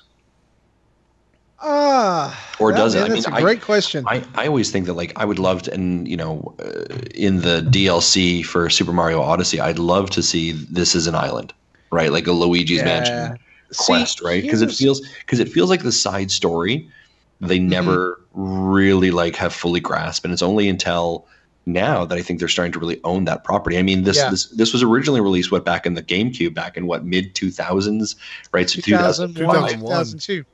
Right. So this franchise has been around for for over 15 years, nearly 20. We're getting closer to that one, right? And we're only now seeing a third, versioning of it, right? But I mean, it completely skipped. I mean, it completely skipped the Wii U, and is only now coming back on. So I don't know. Maybe I'm just ranting. Here's what I think. Luigi's Mansion Dark Moon was one of the top-selling games for the 3DS. So I think a sequel to that was only logical. It's a game I've gone back to because it's so well put together. They did so well with it. It's interesting that you bring that up because I was thinking during my playthrough of this, and I'm right at the very end. I'm ready to fight the final boss and finish it up, about how they introduced this really, really interesting character in Professor Egad, and they've never really done much with him, right? Other than, oh, he invented the Poltergeist 3000. Oh, he invented Flood. Well, what else did he invent? Like, I could see like even a game focusing on a little bit of his story. I mean, they've given games to lesser characters. So I would love to see that world fleshed out a little bit more. I'm looking at you, Tingle. Yeah. Yeah. I would love to see that world fleshed out a little bit more. If this getting a sequel and this continuing to gain steam would even ever let something like Super Mario Sunshine 2 come about, or a return to Al Delfino or something like that in a future Mario game, that I say, or in Mario Odyssey. Yeah, I would say go for it. But honestly, I feel like the only reason that Luigi's Mansion on the 3DS exists, Justin, is to prime the pump for Luigi's Mansion 3. Sure. Yeah, you know, like it's all about keeping that series fresh. It's in people's memory. Dark Moon by now is it's an older game on the 3DS. So bring this out, freshen it up, add a little bit of extra content, add co-op mode, which, by the way, the co-op player, the green Luigi, is named Gooigi. No. Nice. Oh, yes. That's bad. Oh, it's terrible. Saw. There's an amiibo, Crandis Chris, I think, an amiibo creator. Ganda Chris, yeah. Yeah, there you go. She did an amazing version of that, actually. I need to see that. You know, and that just opens the door to another comment. The fact that we don't have a Luigi with Poltergeist amiibo is a crime. Yeah. And this would have been a perfect time for them to do that, especially because they've integrated amiibo functionality into it so well. In fact, I think one of the best amiibo functions so far. This game is so frustrating in one way, in that the boos that you capture, unlike the other ghosts, when you begin to use the vacuum on them, they don't stop. They don't get caught by it, so they can just go through walls, and you have to chase them all over the place. By tapping the Boo amiibo, it will locate missing boos on the map and show you where they are. And I think that's what I'm looking for in amiibo integration, right? I mean, the Boo amiibo itself is awesome to begin with because it's glow in the dark. But anyway, I see. Can I say this though? And I'm gonna be. This is the only Debbie Downer moment about this. I was looking because Nintendo's offering 100 free platinum coins right now if you go to the Luigi's Mansion website and find 4 hidden boos, which they're not hard to find. You get 25 platinum coins for each one. The only disappointing thing that about this game was that you go to the Luigi's Mansion website, and all of the art that's there, like all the characters and the portraits and everything, is gorgeously 3D rendered HD graphics, right? That do not translate to the 3DS. And so I found myself a couple of times going, man, I wish I was playing this on my Switch because of how it would look, right? Because it's a pretty game. I mean, there's lots of effects going on. There's transparency and all kinds of different locales in the mansion and different things like that. I wish I was playing it on my Switch. That's the only downer moment about it that I had. I actually enjoyed spending a couple of days just with my 3DS and remembering why that it's still a useful device. It hurts when I'm right, doesn't it? Like it just feels like Well, I mean, now that it's about to be done, it's just going to go back on the charger. Yeah, get out of here. You're dead to me. That's where mine has been for a while, just sitting on this charger. I'm kind of still on the fence whether I want to get Bowser's Inside Story again or not. Yeah. I see in the chat here, Peter mentioned Luigi's Mansion DLC board for Super Mario Party. That would be freaking awesome. Thank you, Peter, for that. Yes. And then there's a Luigi's Mansion stage for Super Smash Brothers. So that's great. Now, Marty, you have been playing something else that I think probably a lot of people want to know, and that the entire freaking my Twitter feed has been flooded with since Tuesday, and that is, of course, Starlink Battle for Atlas, or as most of us know it, the Star Fox game that was never made by Nintendo but should have been. Yeah, Star Fox Battle for Atlas. I'm sorry, Starlink Battle for Atlas was released earlier this week from Ubisoft. You had your choice and still have your choice between the physical version and the digital version. The digital version allows you to use all of the toys and figures and different things like that as if you already have them, without having the pesky controller and all that stuff. And you can even buy a digital version, which is severely underpriced for the amount of content that you get, and basically just get everything if you want to just go ahead and fork over $80. Yeah, we talked about that last week. Yeah, you'll spend very much significantly less on the digital version than you would buying the toys. But can I tell you, here's the thing. We got an unboxing video up on YouTube right now that I did with my son. I didn't realize how excited about this game he was until I brought the box home. Guys, this game so far has been such a pleasant surprise. But I don't know why that surprises me, because it's the exact same thing that I felt about Mario and Rabbids after I played it. Nintendo's partnership with Ubisoft, now this is like lightning striking twice. This is so far, and I'm going to say so far because I've only got about 2.5 hours of playtime so far.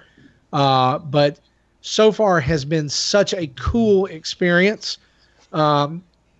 Everything about it is top notch. I know some people had some issues. I think we saw like Nintendo Power Couple earlier in the week had some issues, like with they opened the box and there was no game inside. But thankfully I was not one of those. And even just taking it out of the box was a lot of fun, as you'll see on the video if you go over there and watch it. If you buy the Nintendo Switch version, not only are you getting the exclusive R-Wing ship, you're also getting an extra pilot from the other physical versions. The Xbox and the PS4 versions get an extra weapon and have one less pilot. Of course, we get Fox exclusive to the Nintendo Switch version. I've seen a lot of websites actually this week reviewing this game and calling the Switch version the definitive version to get. And so far, like, I've really enjoyed my time with it. I will echo what Gary said earlier a few shows ago, that if you come into this expecting just a guns blazing on rails or open world shooter, space shooter, that's really not what you're getting. You're getting a space exploration ship-based role-playing game that includes leveling up and knowing how to use different skills and knowing how to use different mods and different things like that. But you're also getting the ability to land on a planet, take off and float through the atmosphere of that planet, and then angle your ship upwards and blast through the atmosphere and head to space at any time. And it's just glorious. It's fantastic. The game is so well put together. Everything from the CGI to the cutscenes to the voice acting to the actual gameplay itself. Fox, you can definitely tell like the Fox segments like are, it doesn't affect the story for other systems for them not to be there, but it fits so well with the whole story overall. This feels like it could have been a Star Fox game from the very beginning. And the actual integration of the toys themselves is super cool. Guys, the R-Wing model is awesome.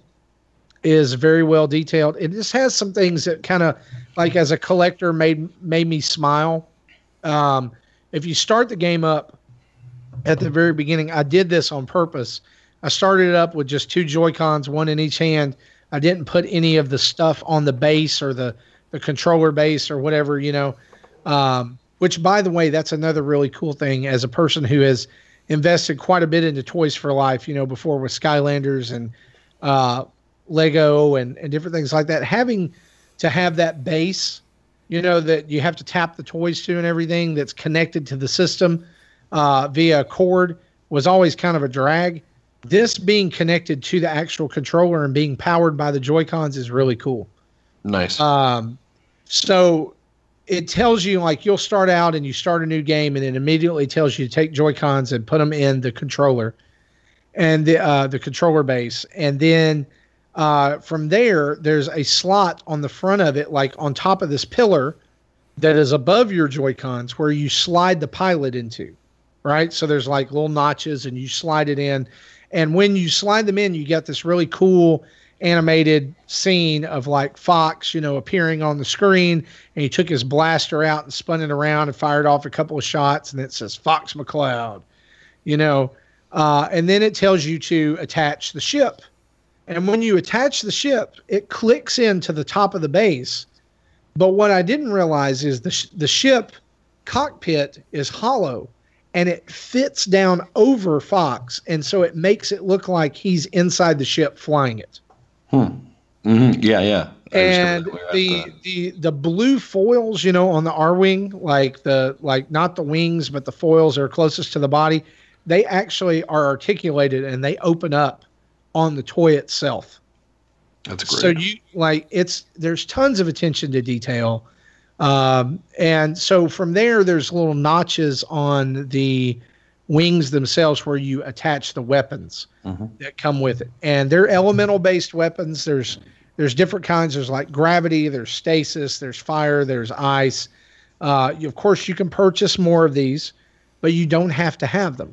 If you take them off, the R-Wing shoots a special laser that only you can get with the R-Wing. And you can actually charge that up just like you can in a Star Fox game, and it'll, seek out your enemies. But I'm using the combination of the fire and ice because there's a point that I'd gotten to in the story where you needed it.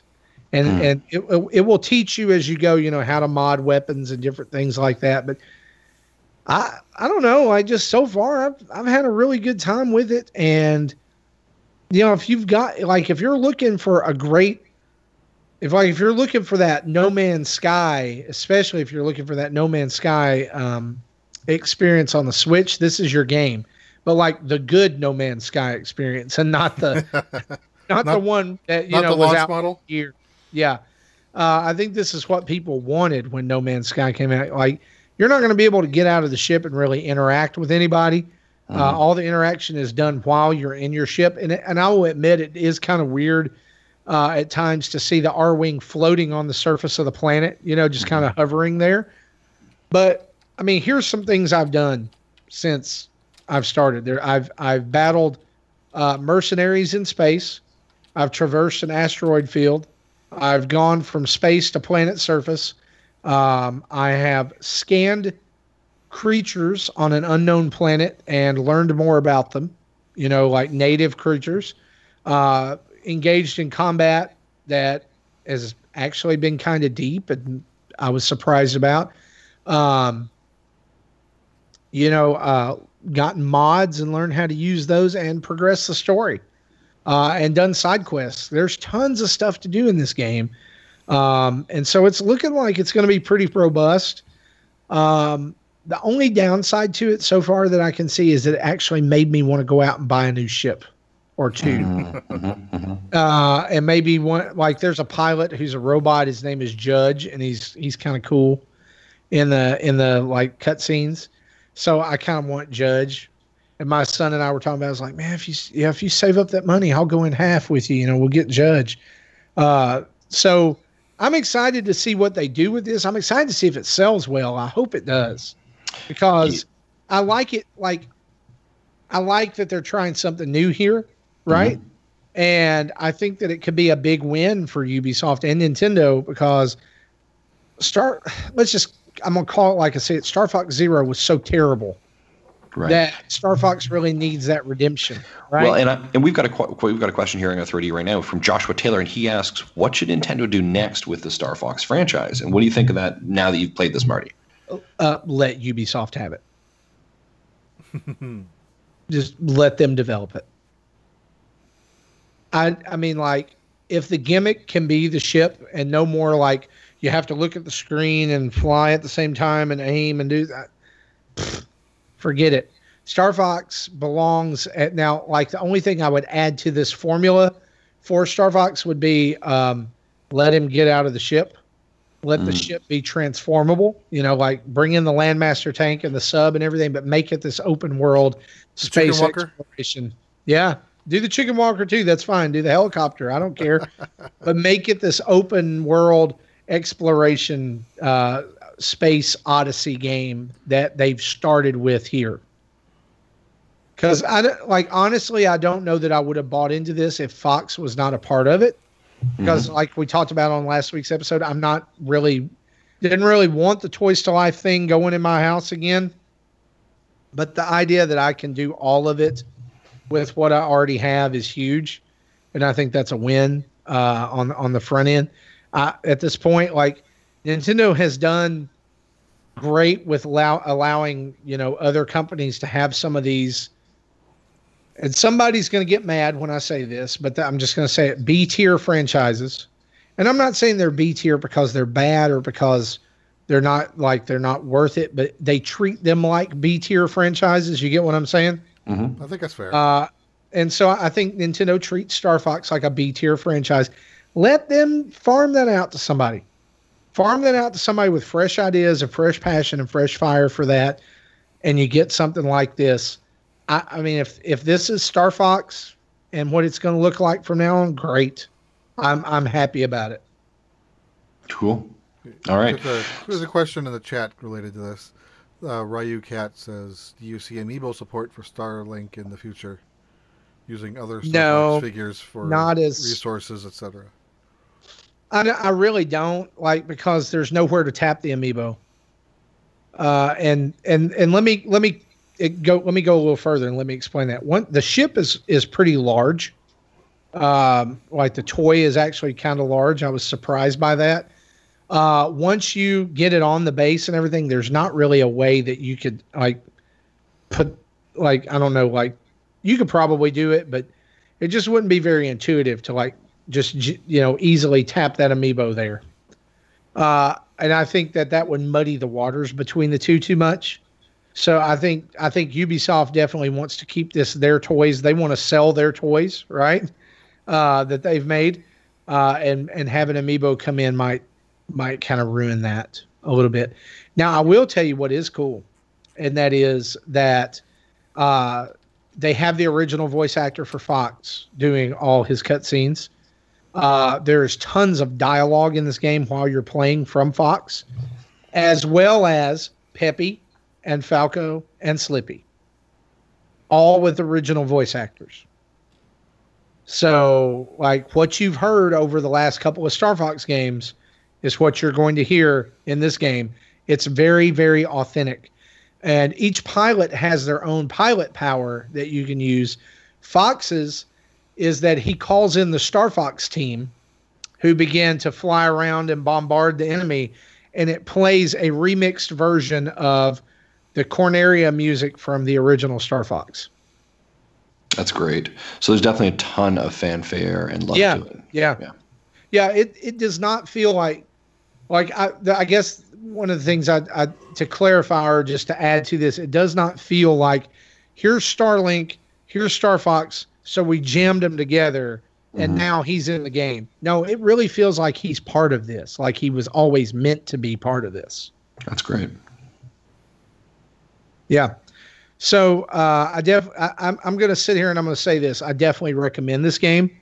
I don't recommend it if you have, if you're in a stage right now where your kids would be into messing too much with fiddly bits, and it might break them. Don't get this game.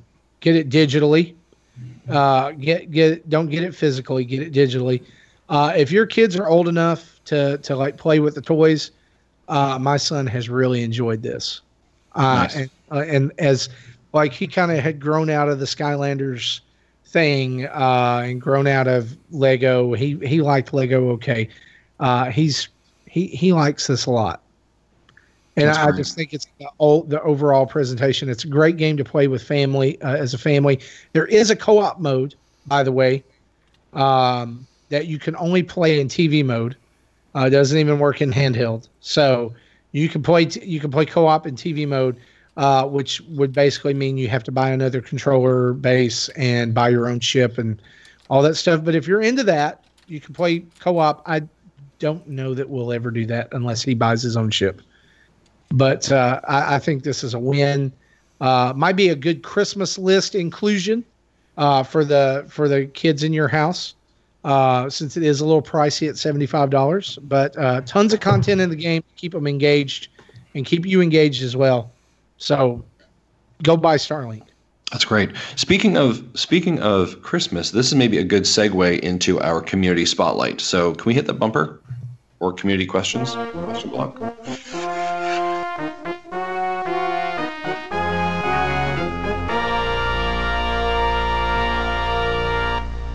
So regal. Pow, pow. Nice. Yep. NinChris64 asks, with Christmas getting ever closer, what Nintendo goodies, games, or consoles are you thinking about getting for your children or for yourselves? We need to get that mug that Marty has to everybody. Yeah. Oh, it's a Thanos mug? A little infinity coffee right there, Mhm. right? I'm buying a Nintendo Dad's hoodie for every member of my family. Oh, there you go. That's very That's kind some of you. Nintendo themed merchandise that you There can you buy go. right now at redbubble.com. Or no, I'm sorry, tiny.cc / Nintendo Dad's store. There you go. I like it. Go ahead. I'll come back to me. I think for my kids, I think probably their big Christmas gift game will probably be Let's Go Pikachu or Let's Go Eevee, whichever one we ordered for them. That's kind of the big one for them. And then typically for myself, I might get like a video game book, like Replay. Usually I get one during Christmas that kind of gets me some reading through. And yeah, so that's kind of probably it. Maybe a coffee mug or something. But for the kids, I'm trying to think what else they'd really want for Nintendo stuff. They got so much Nintendo stuff. I don't think there's anything they're really craving, but I know they're definitely really excited to play Let's Go Eevee and Let's Go Pikachu. So that's probably the big thing for them. Yeah. Jesse, Yeah, what about you? That's exactly what all my kids are getting. In fact, when I pre-ordered one Eevee and one Pikachu when they were first available for my son and the youngest daughter. At the time, the oldest daughter didn't care, but now she's gotten back into Go, and now she's interested in it. So I just pre-ordered another version for her. So, but when we're all said and done, we'll have 4 copies of the game, 2 of each in the house. That's awesome. Yeah. So, yeah, and that I can't even think of anything else that I'd be wanting to get, because that's pretty much that'll last them a while. Yeah, I think for me, I don't really have a lot of Nintendo related stuff on my Christmas list, mainly because we are wrapping up those years, if you know what I'm talking about. And so what we're doing as a family is we are transitioning to more of Christmas experience instead of a Christmas gift. And so our Christmas experience this year is going to be going to something called that they have about 2 hours away from here called A Dickens of a Christmas. Nice. Which is there's a town near Nashville, Tennessee that transforms their downtown area into a Dickens era Christmas street scene with people in costume and vendors and players and all kinds of different things, and we're going to go do that. But we're still going to get some gifts. My son has asked for like a couple of Undertale things, and we'll probably pick that up for him. My daughter doesn't really enjoy that many video games, She's more into like hands-on creative stuff. So that, I bought, and I didn't talk about this, and I'll talk about it on next week's show. Lego DC Supervillains came out this week too, and I bought that for my wife. Mainly because she loves Lego games. And so that's probably going to be the big gaming gift purchase. But it's like I told my son today, I said, because of our show, most of the games you want, I already get. Right?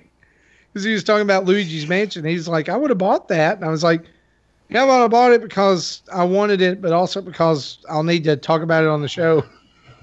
So he'll already have Let's Go, Pikachu, and Smash before Christmas. Nice.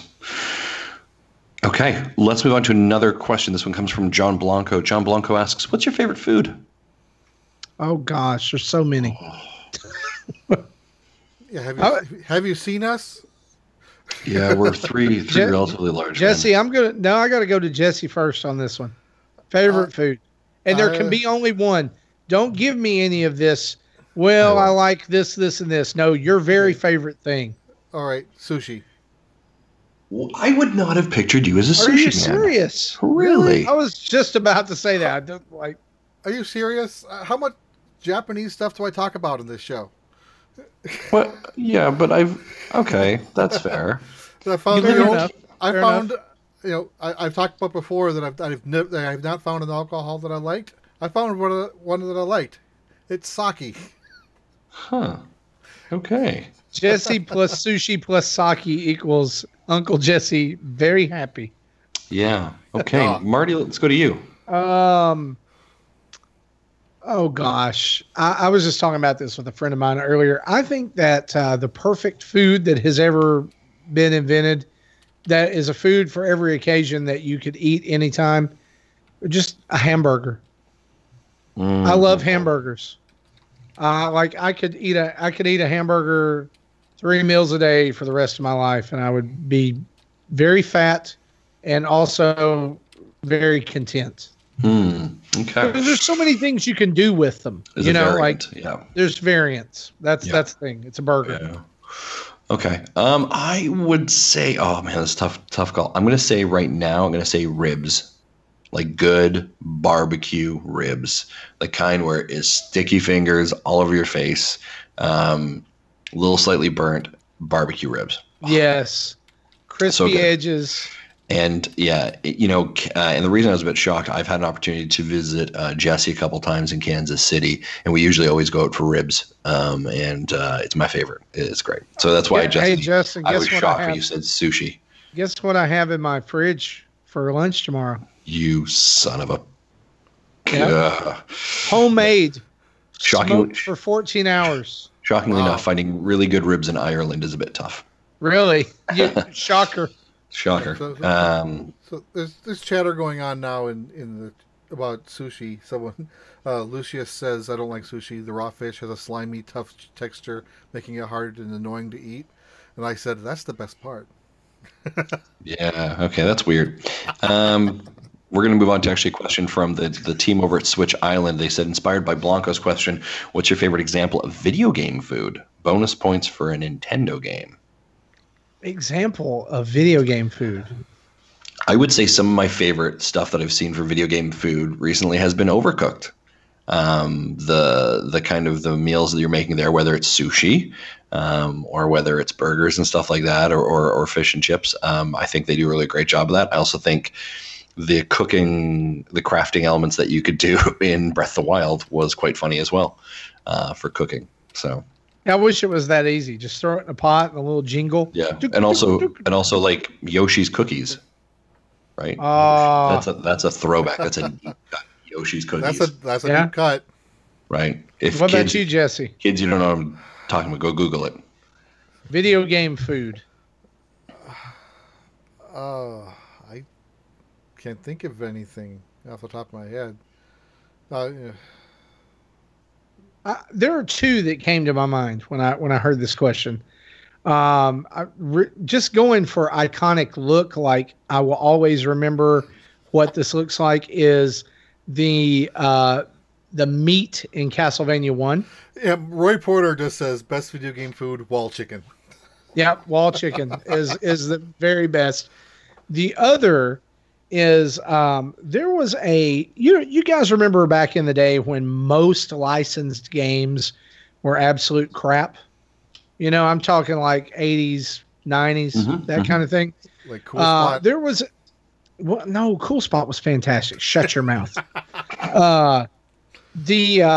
There was a game for the Sega Genesis, one of the very first games that I got for it once I got that system, called Mickey Mouse and the Castle of Illusion. And it was a fantastic game. It won awards, even though it was a licensed game. It was one of the first games I think that really got a licensed game that really got recognition. There is a level in this game where you are in the Giant's house from that old Mickey Mouse cartoon, or the Giant's Castle. And I just remember there's a secret in that level where you slide down a giant spoon into a coffee cup and you swim through the coffee inside, and it takes you further in the level. And I just always, like, for some reason, I love that. There's a part in that level where you jump on these giant Jello pads. And for some reason, I can still to this day remember playing that level. I love it. Oh yeah, and actually, Peter's mentioned here Sushi Strikers. That's a good point. Oh yeah, FNAF and Friends. I like his answer. I'm going to take it. This is not Nintendo food, but it predates Nintendo. But like the entire game of Burger Time. Oh yeah, classic. We're going to take one last question here, and we're in the chat. And guys, thank you so much for everyone who has been participating in our chat and our Twitter questions. It's so awesome to see everyone here. Thank you so much.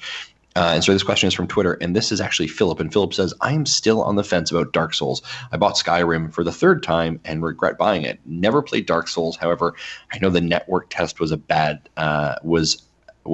taste of it. What is your advice? Philip, I would say this. If you are on the fence about it and you've regretted stuff buying, like maybe Skyrim, just wait.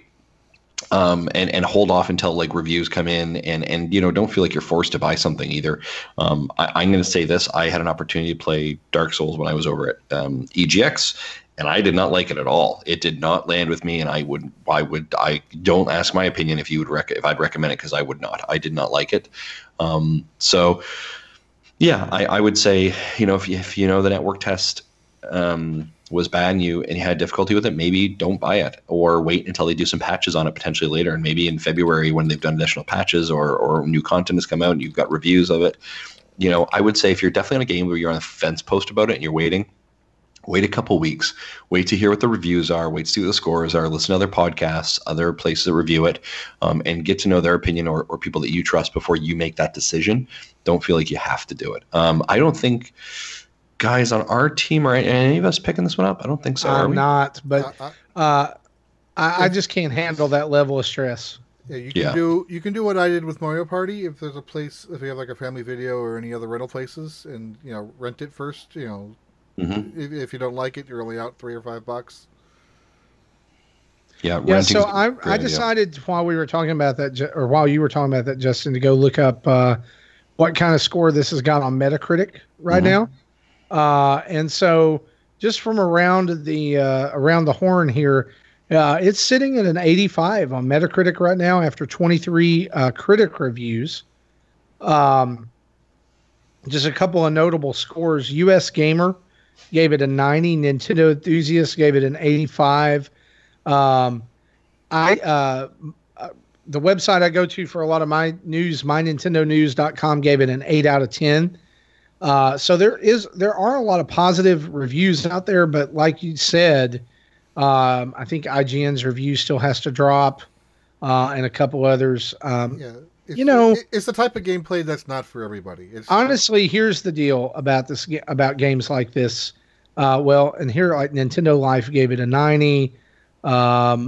Here's my thing. IGN Spain actually has their review up and it gave it a 77 or a 7.7. Here's kind of what I think about a game like this is find somebody who likes games of this nature, or who knows would know a lot about it and trust their opinion on it. Okay.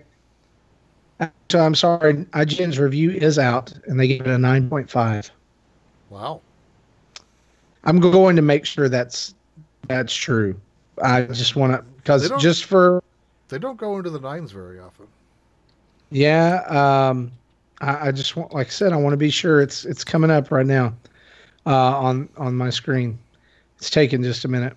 9.5. Yeah. 9.5.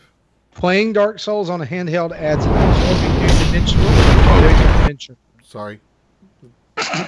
I brought up a page and video auto plays. Like, so in other words, since Jesse was drowning me out there, they said it was interesting and added a new dimension to be able to play it portable. I got a friend who's really jazzed about this. I don't give a rat's rear end about it, mainly because I don't have time. Like I've watched videos of it and I just I look at it and go, nope, I just can't. I don't want to play a game where walking upstairs is just like all of a sudden, bam, you died. Okay, great. If I was 14 again, I might like it because I had more patience for games. But I rented it on PS3 when it was new. Didn't play more than a half an hour. Yeah, absolutely. Trust friends on this one. But I am getting the amiibo. It'll be delivered next week before the next show. I don't care anything about the game, but I gotta have that amiibo. Oh boy. Amiibo intervention. It's time. Okay, folks. I think that's probably around a show, isn't it? Yeah, absolutely. About 2 hours. Absolutely. That's a normal episode of Nintendo Dads. So a couple things. Yes, we're going to transition. Go ahead. But 2 things that I want us to obviously highlight. Marty, can you get us primed? Talk about your Extra Life content, or do you have that ready that you can talk about that now? Absolutely. So a lot of you guys have seen, hopefully on Twitter and Facebook and our social media, that I will be doing an Extra Life stream again this year, 24 hours, to raise money for a local Children's Miracle Network hospital. My goal this year is $1,200. And during that time, from November 8th, 6 p.m. on November 8th until 6 p.m. on November 9th, I will be playing all kinds of games. I'm hoping to be able to play with you guys in the community some as well. We're actually going to be including my family in on some of that on that Thursday night at 8 p.m. Central Time. We're my wife and my 2 kids. We're going to play Mario Party. We're going to stream it live, and hopefully you'll be able to hear all of us talking and having a good time doing that. At 10 o'clock, as usual, we'll do the Nintendo Dads podcast. And then from there, we'll be doing some games, including a 30-minute Dr. Mario challenge that has been thrown down by Justin's wife. Mm-hmm. She said that they would donate to the campaign if I would just play her in Dr. Mario, which means I'm probably going to get my rear end handed to me in a big way. Yeah, so she has to outsource someone playing with her because I won't play with her anymore. That's how bad it is, huh? That's how bad I get destroyed. Okay, that's what I have to look forward to. So yeah, that's going to go on during the whole thing. Games, just to preview some of the games I'm going to be playing during that. Of course, Mario Party, Dr. Mario, Starlink, Mario 3, Mega Man 3, Fortnite, and yes, I'm going to play Enter the Gungeon. Of course, I'm going to play Enter the Gungeon. It's probably top 3 Switch games for me. So yeah, I haven't played it in a while though. So I'm going to break that back out and play some stuff, but also doing some free play during that time too. I think that we're actually going to, so many of you, and I will say this, so many of you have been gracious and so good to comment on the videos that my son has wanted to do for the Nintendo Dads channel and wanted to be a part of. I think I'm going to let him on the stream some. Because that's like his dream is to be a YouTube streamer. And so if we may do a couple hours of Minecraft during that time. So if anybody wants to hang out and chat with us and play, we'll work that into the schedule as well. I think that'll be fun. But all of this is to raise money to go to Le Bonheur Children's Hospital, which is the hospital I'm playing for. And there are going to be prizes, right, Justin? They are going to be prizes. There absolutely is. Yep. Yeah, we're still figuring those out. And so if you make any kind of donation at all, $1, $5, $10, even up however much you want to give, you'll be entered into a drawing to win some of those fabulous prizes. I'm sure there's going to be some things like eShop cards, maybe some Nintendo Dad swag, different things like that. Just mainly, guys, I've said this in every video I've tried to. It's not about me. It's not about Nintendo Dads. It's about the kids. That's why we're doing it. It's not about the stream or how many people we can get to watch or anything. It's about you giving money, us supporting kids. I can't run a marathon, but I can play video games. That's fair. Awesome.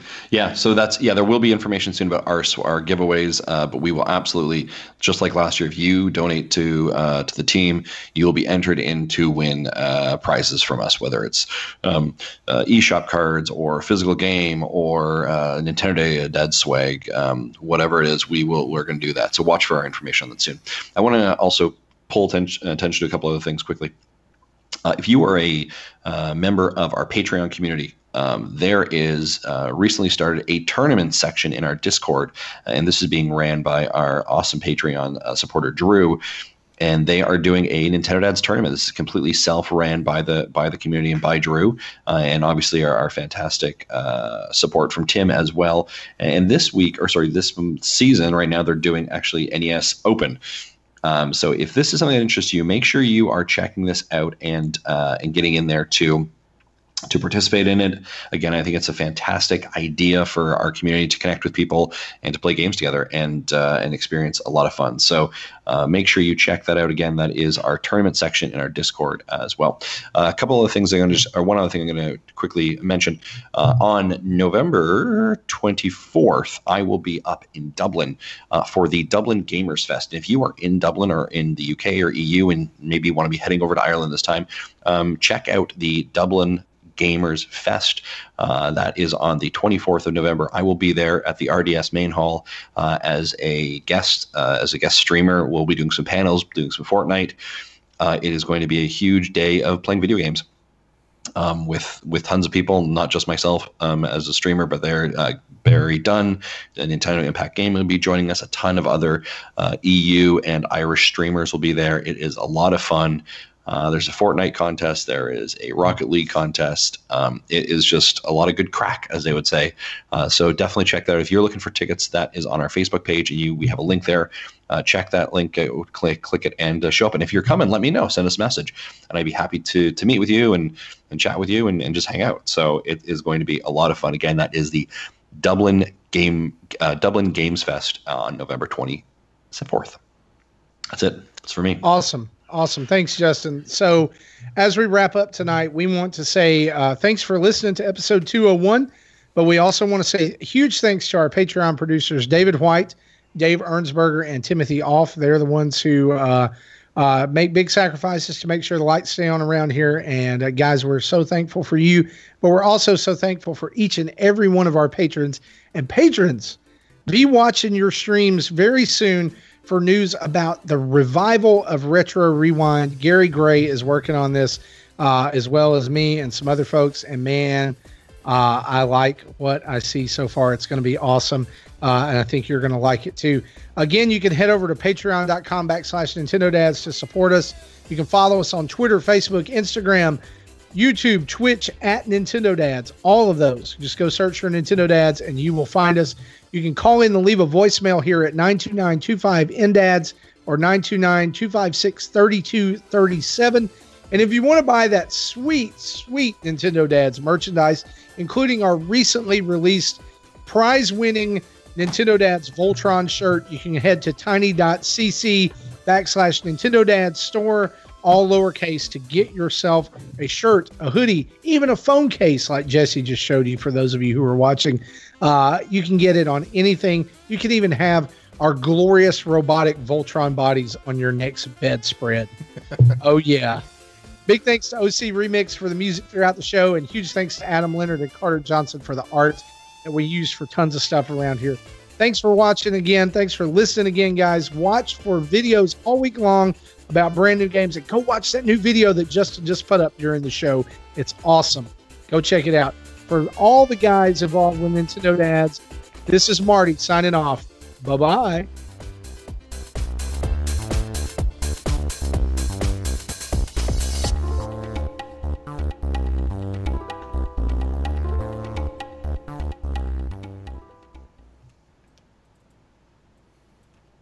Thank you for listening to Nintendo Dads. Pika Pika Pikachu. Wobble Puffet? Wobble Buffet? You're just like a mixing board soup now, aren't you? You're just throwing things together. Yeah. I love it.